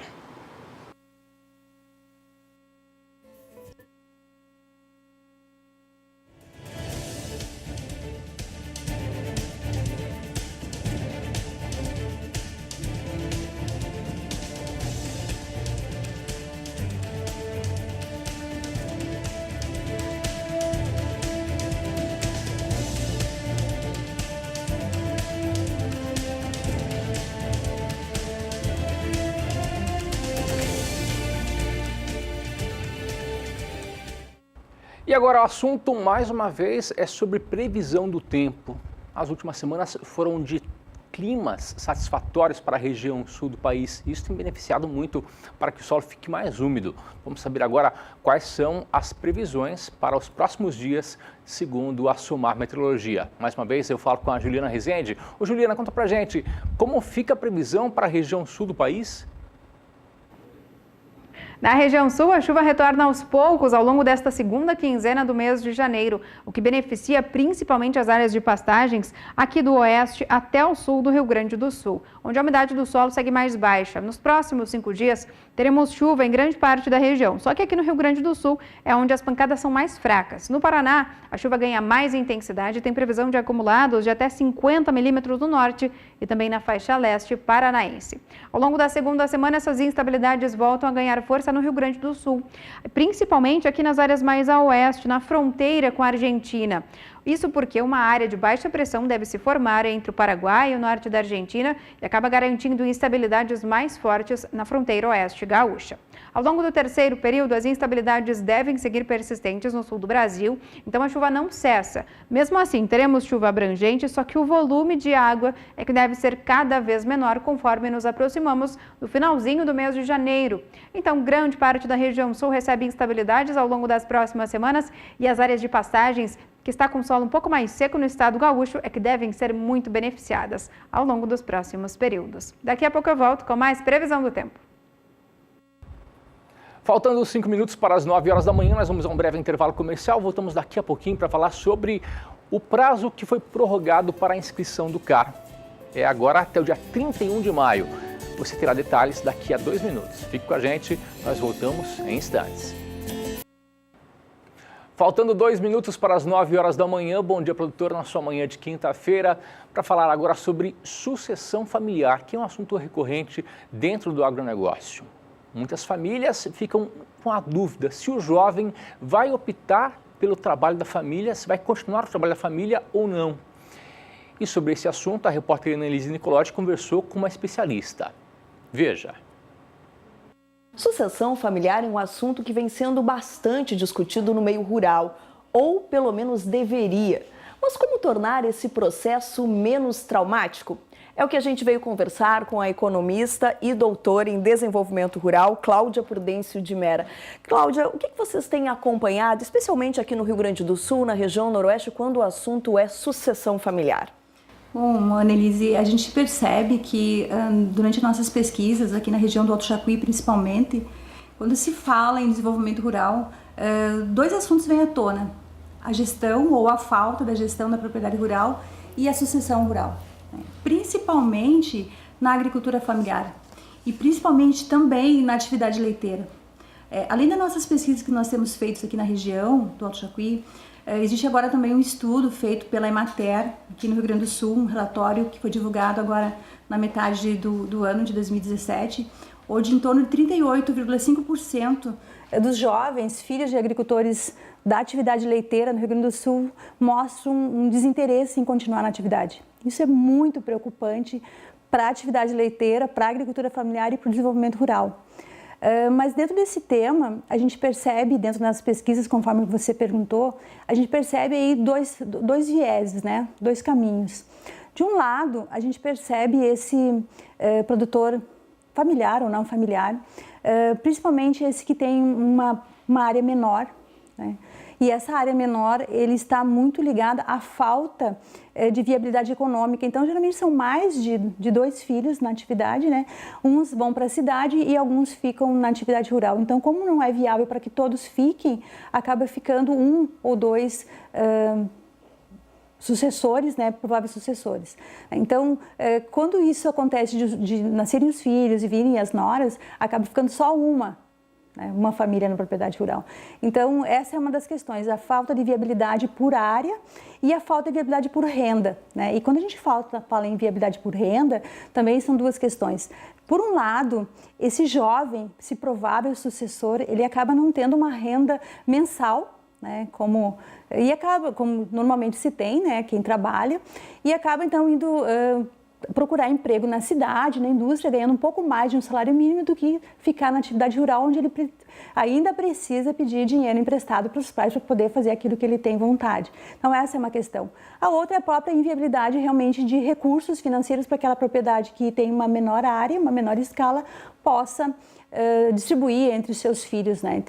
Então, acaba havendo um desestímulo aí desses prováveis sucessores de continuar na atividade rural. Então, essa é uma questão.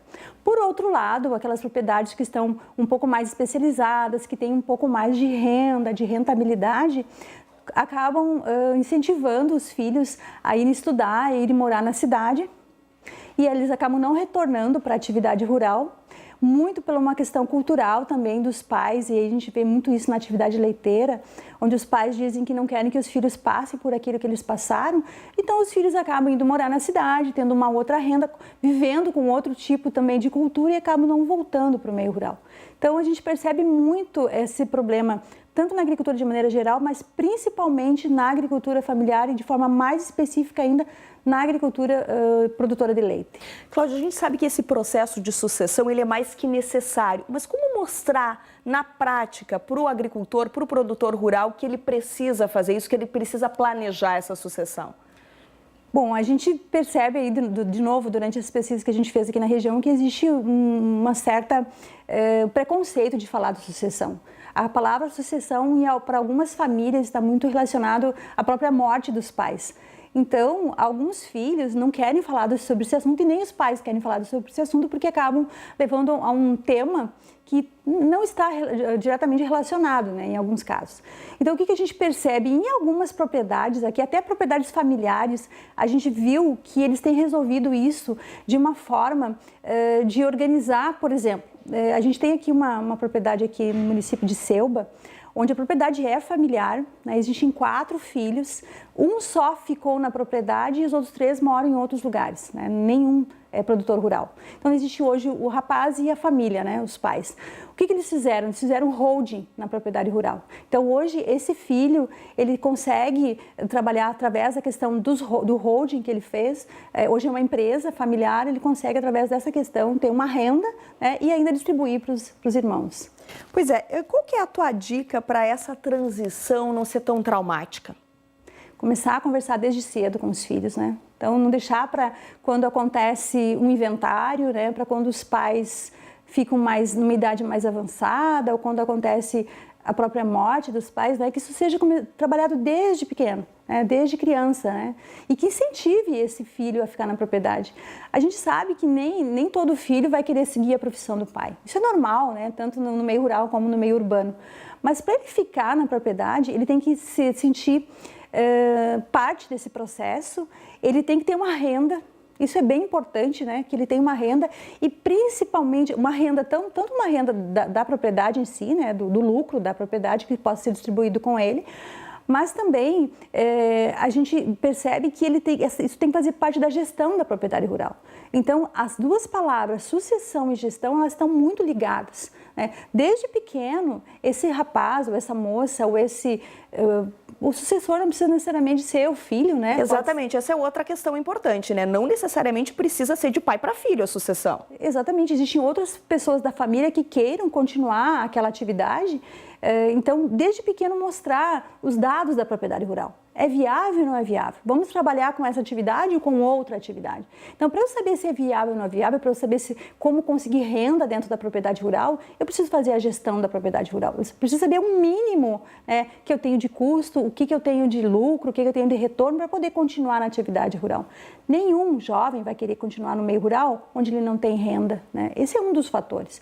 Então, uma das dicas que a gente dá, e não é nem dica, é resultado de pesquisa, né, pelo que a gente já viu aí na região do Alto Jacuí, sem gestão da propriedade rural, dificilmente haverá sucessão. O jovem não quer continuar no meio rural se ele não sabe o quanto que ele ganha e o quanto que ele poderá ganhar e que alternativas ele poderá ter para aquela atividade que naquele momento, porventura, estiver dando prejuízo.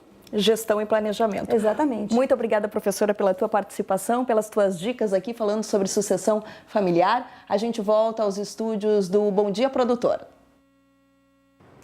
Dia 31 de maio de 2018, essa é a nova data limite para o prazo de inscrição no Cadastro Ambiental Rural, o CAR. O CAR é obrigatório para todas as propriedades rurais do país e isso é muito importante para você, produtor. Confira agora detalhes na reportagem de Gustavo D'Angelo. Mais uma vez, as inscrições no Cadastro Ambiental Rural foram prorrogadas. Agora, o produtor tem até o dia 31 de maio de 2018 para efetuar a inscrição. O CAR é obrigatório para todos os imóveis rurais, independentemente do tamanho. A inscrição é o primeiro passo para que o produtor rural consiga a regularidade ambiental das terras e possa ter os benefícios previstos no Código Florestal. Se não regularizar o imóvel, o proprietário perderá a oportunidade de recompor as áreas de preservação permanente com dimensões menores, conforme o tamanho da propriedade. Além disso, ele ficará impossibilitado de requerer licenciamentos ambientais, terá restrição a crédito bancário e será impedido de fazer modificações cartorais nos registros de imóveis. A inscrição é feita no site do CAR, car.gov.br. O proprietário deve baixar o programa e preencher o formulário. É preciso ter em mãos o documento da propriedade. Aqui em São Paulo, o produtor que necessitar de auxílio no preenchimento pode procurar a Casa da Agricultura de seu município para obter orientações. Gustavo D'Angelo para o SBA. 9 horas e 7 minutos pelo horário brasileiro de verão, hora de sabermos como que está o mercado financeiro nesta manhã de quinta-feira. Para isso, nós vamos até a B3 Brasil Bolsa Balcão falar com Walter Puga sobre atualização de mercado.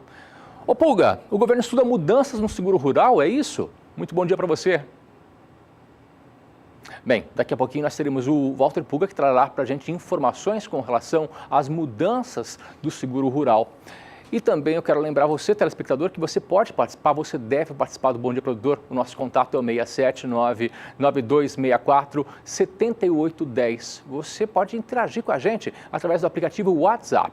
Então, já sabe, nosso contato é o 679-9264-7810. Agora sim, nós vamos até São Paulo falar com o Walter Puga, falar sobre as mudanças que o governo preparou para o seguro rural. É isso mesmo, Puga. Bom dia.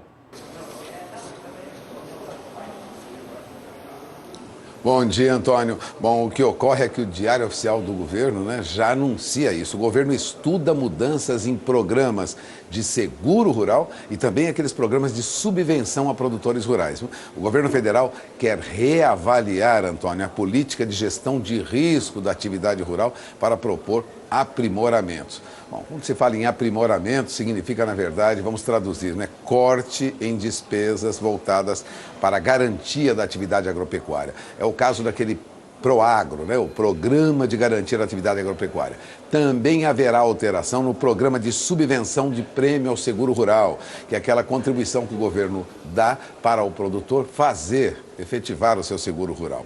Também há programa de estabilidade no seguro rural, né? Aquele fundo de estabilidade também vai sofrer uma mudança.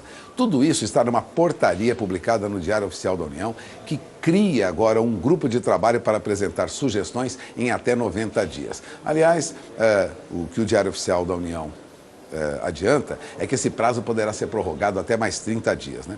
Entre os objetivos, o governo quer analisar a eficiência e estudar e melhorar a previsibilidade orçamentária desses programas.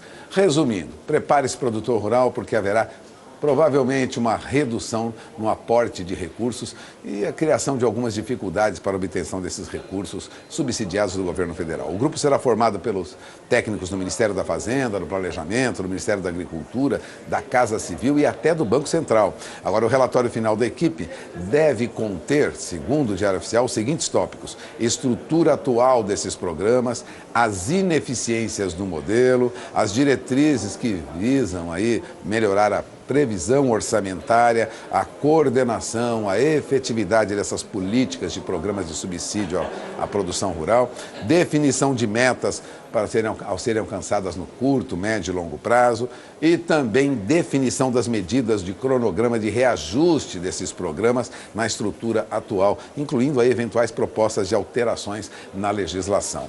Ou seja, a partir de agora o governo federal estuda, na verdade, como reduzir os custos com seguro rural, com programa de apoio à atividade rural, e isso deve gerar muita discussão no mercado.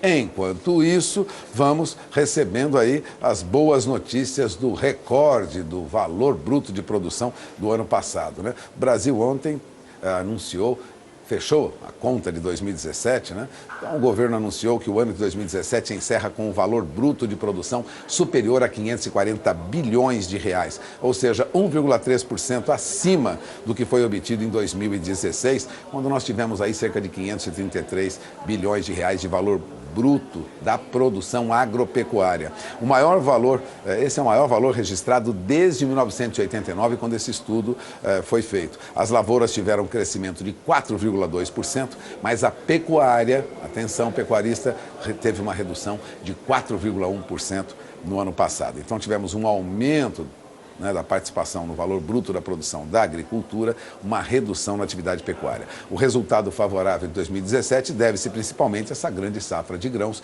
que nós tivemos, mais de 240 milhões de toneladas, segundo o IBGE, pelo menos 238 milhões de toneladas, segundo a Conab. Isso é que trouxe, vamos dizer assim, esse valor bruto de produção bem alto, né? Agora, os estados que lideram o valor bruto de produção agropecuária no Brasil continuam mais ou menos os mesmos, né? São Paulo lidera a produção, seguido de Mato Grosso, Paraná, Rio Grande do Sul, depois em Minas Gerais, Bahia e Pará. Entre as regiões, a região sul ainda está na frente, seguida pelo Centro-Oeste. Então, quando se fala de valor bruto da produção, tudo aquilo que o Brasil produziu e avaliado com preços de mercado, mostra que o Sul ainda tem uma produção superior à do Centro-Oeste. Agora, o que vai ocorrer no próximo ano, né? Agora, em 2018? A estimativa é de que nós tenhamos aí um valor bruto de produção menor, perto de 522 bilhões de reais. Tivemos mais de 540, teremos agora uma redução perto de 522 bilhões de reais. E por que essa redução ocorre? Porque já se estima que este ano não teremos uma produção, não teremos clima favorável, não teremos condições para produzir tanto quanto produzimos no ano passado, independente do valor que essa produção tenha no mercado. A nova estimativa do Ministério da Agricultura, ela é inclusive 3,5% inferior ao resultado do ano passado, que somou, como eu disse agora, mais de 540 bilhões, que foi o melhor da série histórica iniciada desde 1989. Então não teremos recordes este ano.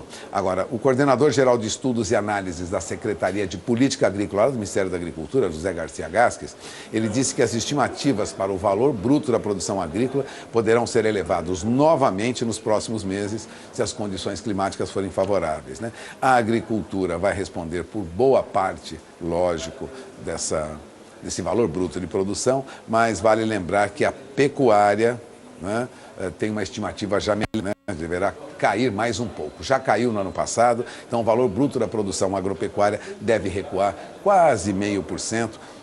Na estimativa inicial, queda de 0,30%. Não vamos gerar com a pecuária, né, mais do que 175 bilhões de reais. Bom, quem lidera toda a produção agropecuária, né, considerando aí aspectos da agricultura, é de novo a soja, né? Foi de novo elevada aí mais uma vez a produção, estimativa de produção, de valor bruto de produção da soja, né? A soja vai responder aí por mais de 120 bilhões de reais no próximo ano, equivale aí a 23%. A soja responde por 23% do valor bruto de produção de toda a agropecuária e por mais de 1/3 de todo o valor bruto de produção agrícola. Tanto a soja é o carro-chefe da produção no Brasil. Agora são 9h16, horário de Brasília. Vamos, como sempre, acompanhar o que ocorre nas principais bolsas do mundo, começando pela Ásia, porque Xangai e Hong Kong sobem diante aí de um PIB chinês que apresenta números melhores. Veja o fechamento das principais bolsas na Ásia. Com isso, você tem uma dimensão do que ocorre no mercado hoje, né? Bom, nesta quinta-feira, o índice Nikkei da Bolsa de Tóquio recuou 0,44%. Hong Kong, né, teve um movimento de queda também, mas Xangai, Shenzhen e Seul vieram em alta, né? O Xangai Composto subiu 0,87%, né? Renovando a máxima aí dos últimos 2 anos. Então a pontuação subiu a tal ponto que há 2 anos não se via essa pontuação tão alta na Bolsa de Xangai. E o que ocorre no mercado de petróleo, que nesta manhã influencia mercados da Europa e dos Estados Unidos, sempre de olho no petróleo, né? A chamada rainha das commodities. Os contratos futuros de petróleo operavam em leve baixa nesta manhã, mas lembrando, né? O petróleo tipo Brent lá em Londres, ainda perto de $70 o barril. Agora há pouco era negociado a $69,30 o barril. Petróleo tipo WTI, para o mesmo mês, também caiu um pouquinho em Nova York, mas próximo ainda de $64 o barril. Bem acima, como se vê, do que nós tínhamos em meses anteriores, né? No último trimestre do ano passado, o petróleo ganhava preço no mercado, isso altera o mercado das principais commodities em todo o mundo, tanto metálicas como agrícolas, e o petróleo subiu e mantém ainda, mesmo em baixa hoje leve, ainda mantém cotação bem alta. O que ocorre na Europa? O mercado estava misto agora há pouco. Você tem os últimos números na tela do seu televisor. Os principais índices de bolsas europeias operam agora. A Bolsa de Frankfurt sobe 0,41%, mas a Bolsa de Londres cai 0,40%. Já Paris sobe 0,13%, mas Madrid recua 0,19%. Milão vem em alta de 0,13%. Mercado misto lá. E o que ocorre nos Estados Unidos? Bom, nos Estados Unidos, movimento de baixa. Depois de altas recentes, o mercado americano começa a ceder. Índice Dow Jones agora há pouco tinha uma baixa de 0,11%. Standard & Poor's Futuro exibiu uma queda próxima de 0,10% e Nasdaq Futuro perdia mais. O índice Nasdaq lá da Bolsa de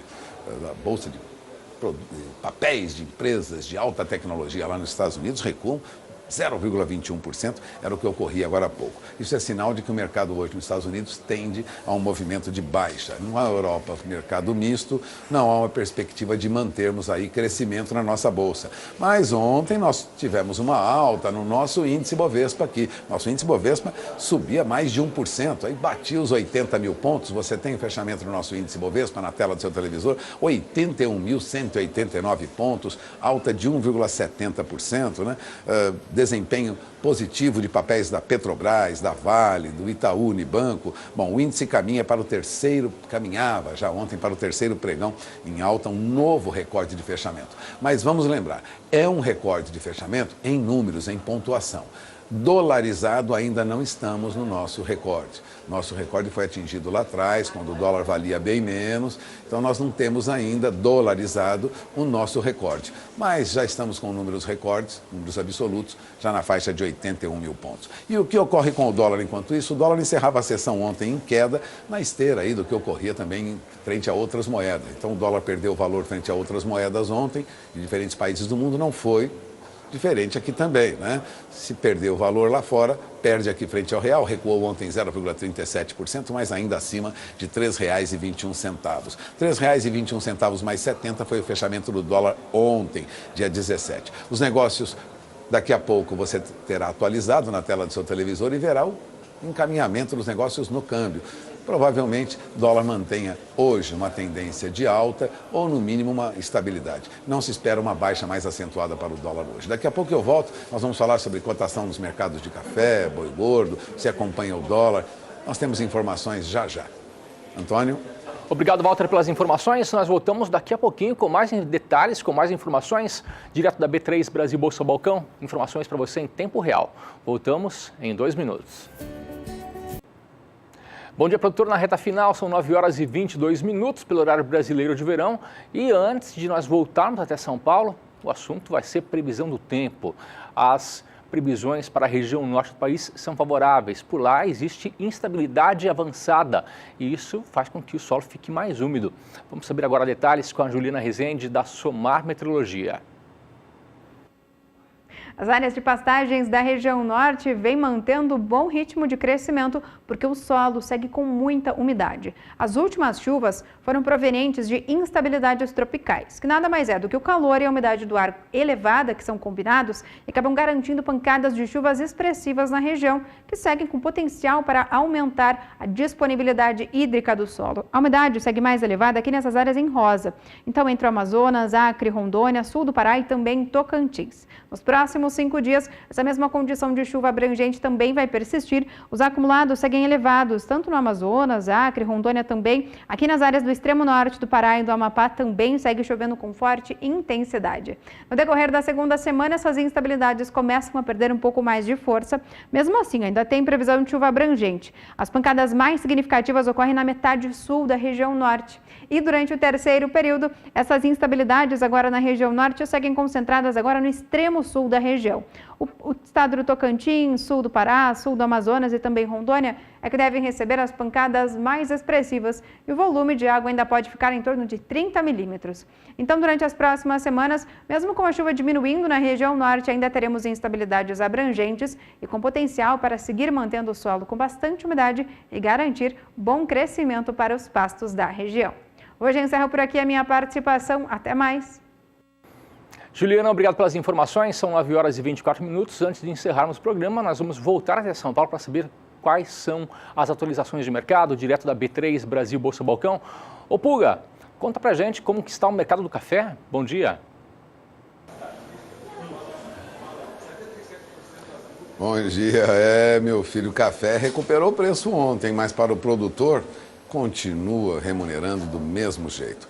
Agora, o que acontece em bolsa foi uma alta bem acentuada. Depois de perdas recentes, café no mercado internacional subiu mais de 2,5% na Bolsa de Londres, subiu mais de 2,10% na Bolsa de Nova York. Os números disparavam. Ontem, alguns contratos voltaram a operar na faixa de $1,30 por libra-peso para café arábica.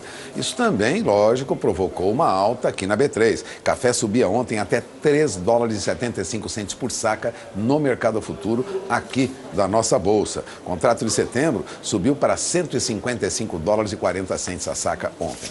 Agora, enquanto isso, o preço pago ao produtor lá no campo continua o mesmo. No sul de Minas Gerais e também no Cerrado Mineiro, ainda R$450, R$455 a saca. Subiu um pouquinho no Cerrado Mineiro, na média, mas vale lembrar, né? Bem abaixo do que o produtor esperava para essa época do ano. Bom, o café arábica Rio tipo 7 da Zona da Mata de Minas Gerais ainda é negociado sob pressão, né, na faixa de R$410 a saca. Então, essa alta que ocorre no mercado de bolsa não reflete em melhoria de preços pagos ao produtor.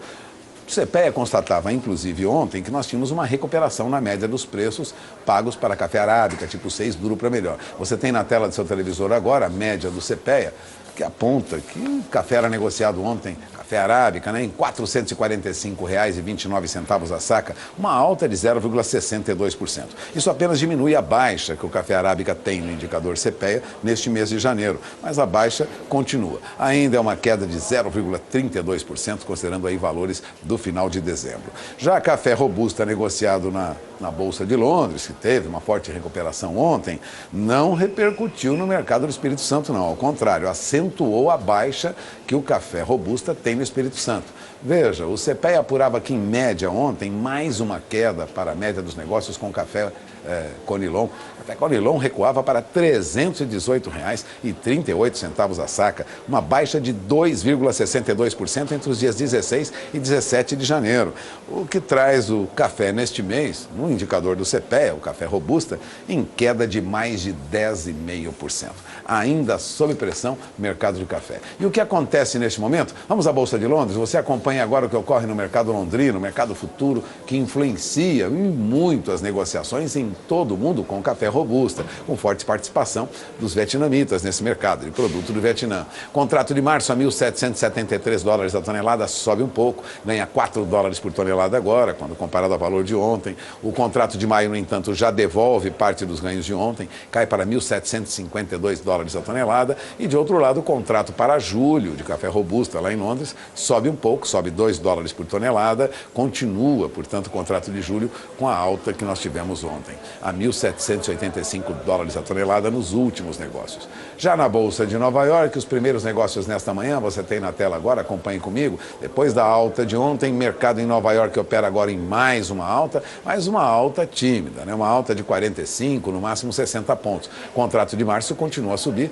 mas não vai muito além de $1,23 por libra-peso. O último negócio é $1,23, com alta de quase 0,5%. Contrato de maio a $1,26, sobe também, ganha 50 pontos agora. Contrato para julho também tem alta, $1,28 por libra-peso. E apenas o contrato de setembro é que se mantém ainda acima de $1,30, né? Já o mercado abandonou recentemente a faixa de $1,30, recupera agora no vencimento para setembro de 2018. Então, café para setembro em Nova York retorna ao patamar de $1,30. Aqui na B3, depois da alta de ontem, os primeiros negócios nesta manhã, você acompanha agora. Na coluna Últimos Negócios, os valores mostram uma alta.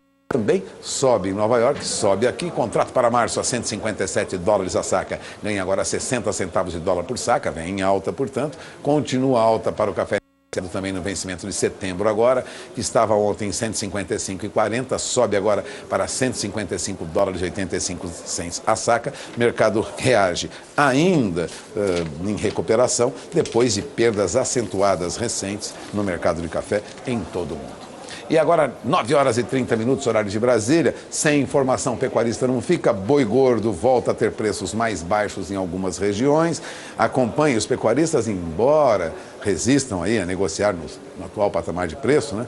As pastagens boa qualidade permite ainda a retenção mais alongada de boi no campo, mas os preços estão sob pressão. Em São Paulo, preço indicado em média R$ 149,00 arroba, já esteve firme na faixa de 150. Bom, em Goiás, a arroba tem preço na faixa de R$ 141,00, abaixo daquele 142 que tinha recentemente, então Goiás já perde um pouco. Também há uma queda em Minas Gerais, estava 144, agora já recua para a faixa de R$ 143,00 a arroba. Bom, Mato Grosso do Sul, 138 a arroba em Dourados, também queda de R$1 na média apurada por Safras e Mercado. E no Mato Grosso, R$ 134,00 a arroba, estava até 135 anteontem, ontem já caía para R$ 134,00 a arroba. E o que o CPEA constatava no interior de São Paulo? Você acompanha na tela agora mais uma baixa para boi gordo na média do CPEA, em média R$ 147,20 a arroba, ou seja, uma queda entre os dias 16 e 17 de mais de 0,5%. Mesmo assim, boi gordo neste mês sobe no indicador CPEA 0,82%. Agora, bezerro acentua a baixa. Mais uma queda para a média dos negócios com bezerro no Mato Grosso do Sul. Bezerro recuou ontem, quase 2,5% na média CPEA, veja, caiu para R$ 1.106,80 por cabeça. Baixa, portanto, de quase 2,5% entre os dias 16 e 17 de janeiro, o que traz neste mês bezerro com queda no indicador de mais de 5,5%. Bezerro perde, portanto, no mercado, segundo a apuração do CPEA, que você acaba de ver na tela do seu televisor. E o mercado futuro de boi gordo? Ontem, pressão sobre os contratos futuros aqui. Neste momento, veja o que está ocorrendo no mercado, continua a pressão, vencimento mais curto cai para R$ 145,90 a arroba, perde mais um pouco, contrato de fevereiro já terminava em queda ontem a R$ 145,90, boi para março a R$ 144,80 e outubro já deixa mais distante a faixa de R$ 152, 153, ontem já recuava para R$ 151,40 por arroba. A expectativa é de que, continue a pressão sobre as cotações do boi gordo no mercado, pelo menos nesta semana. E essas são as principais informações. Antes de encerrar, Antônia, já passamos um pouco do horário. Vamos para o dólar, porque dólar é negociado neste momento a R$ 3,22 mais 10, uma leve alta de 0,12%. Portanto, perto da estabilidade, mesmo valor de ontem, dólar negociado no mercado neste momento. Eu encerro por aqui a minha participação, desejo a todos um dia de bons negócios. Eu volto sinal para Campo Grande. Antônio? Obrigado, Walter, para você. Uma ótima manhã, um ótimo dia também. Nós voltamos amanhã, sexta-feira, às 7h15 da manhã. Se você perdeu algum conteúdo ou se você quer rever algum assunto que você viu hoje no Bom Dia Produtor, daqui a pouquinho estará disponível para você esse programa no nosso canal do YouTube, youtube.com/canal do Boi. Para você, uma ótima quinta-feira. A gente se fala amanhã às 7h15 da manhã. Até mais.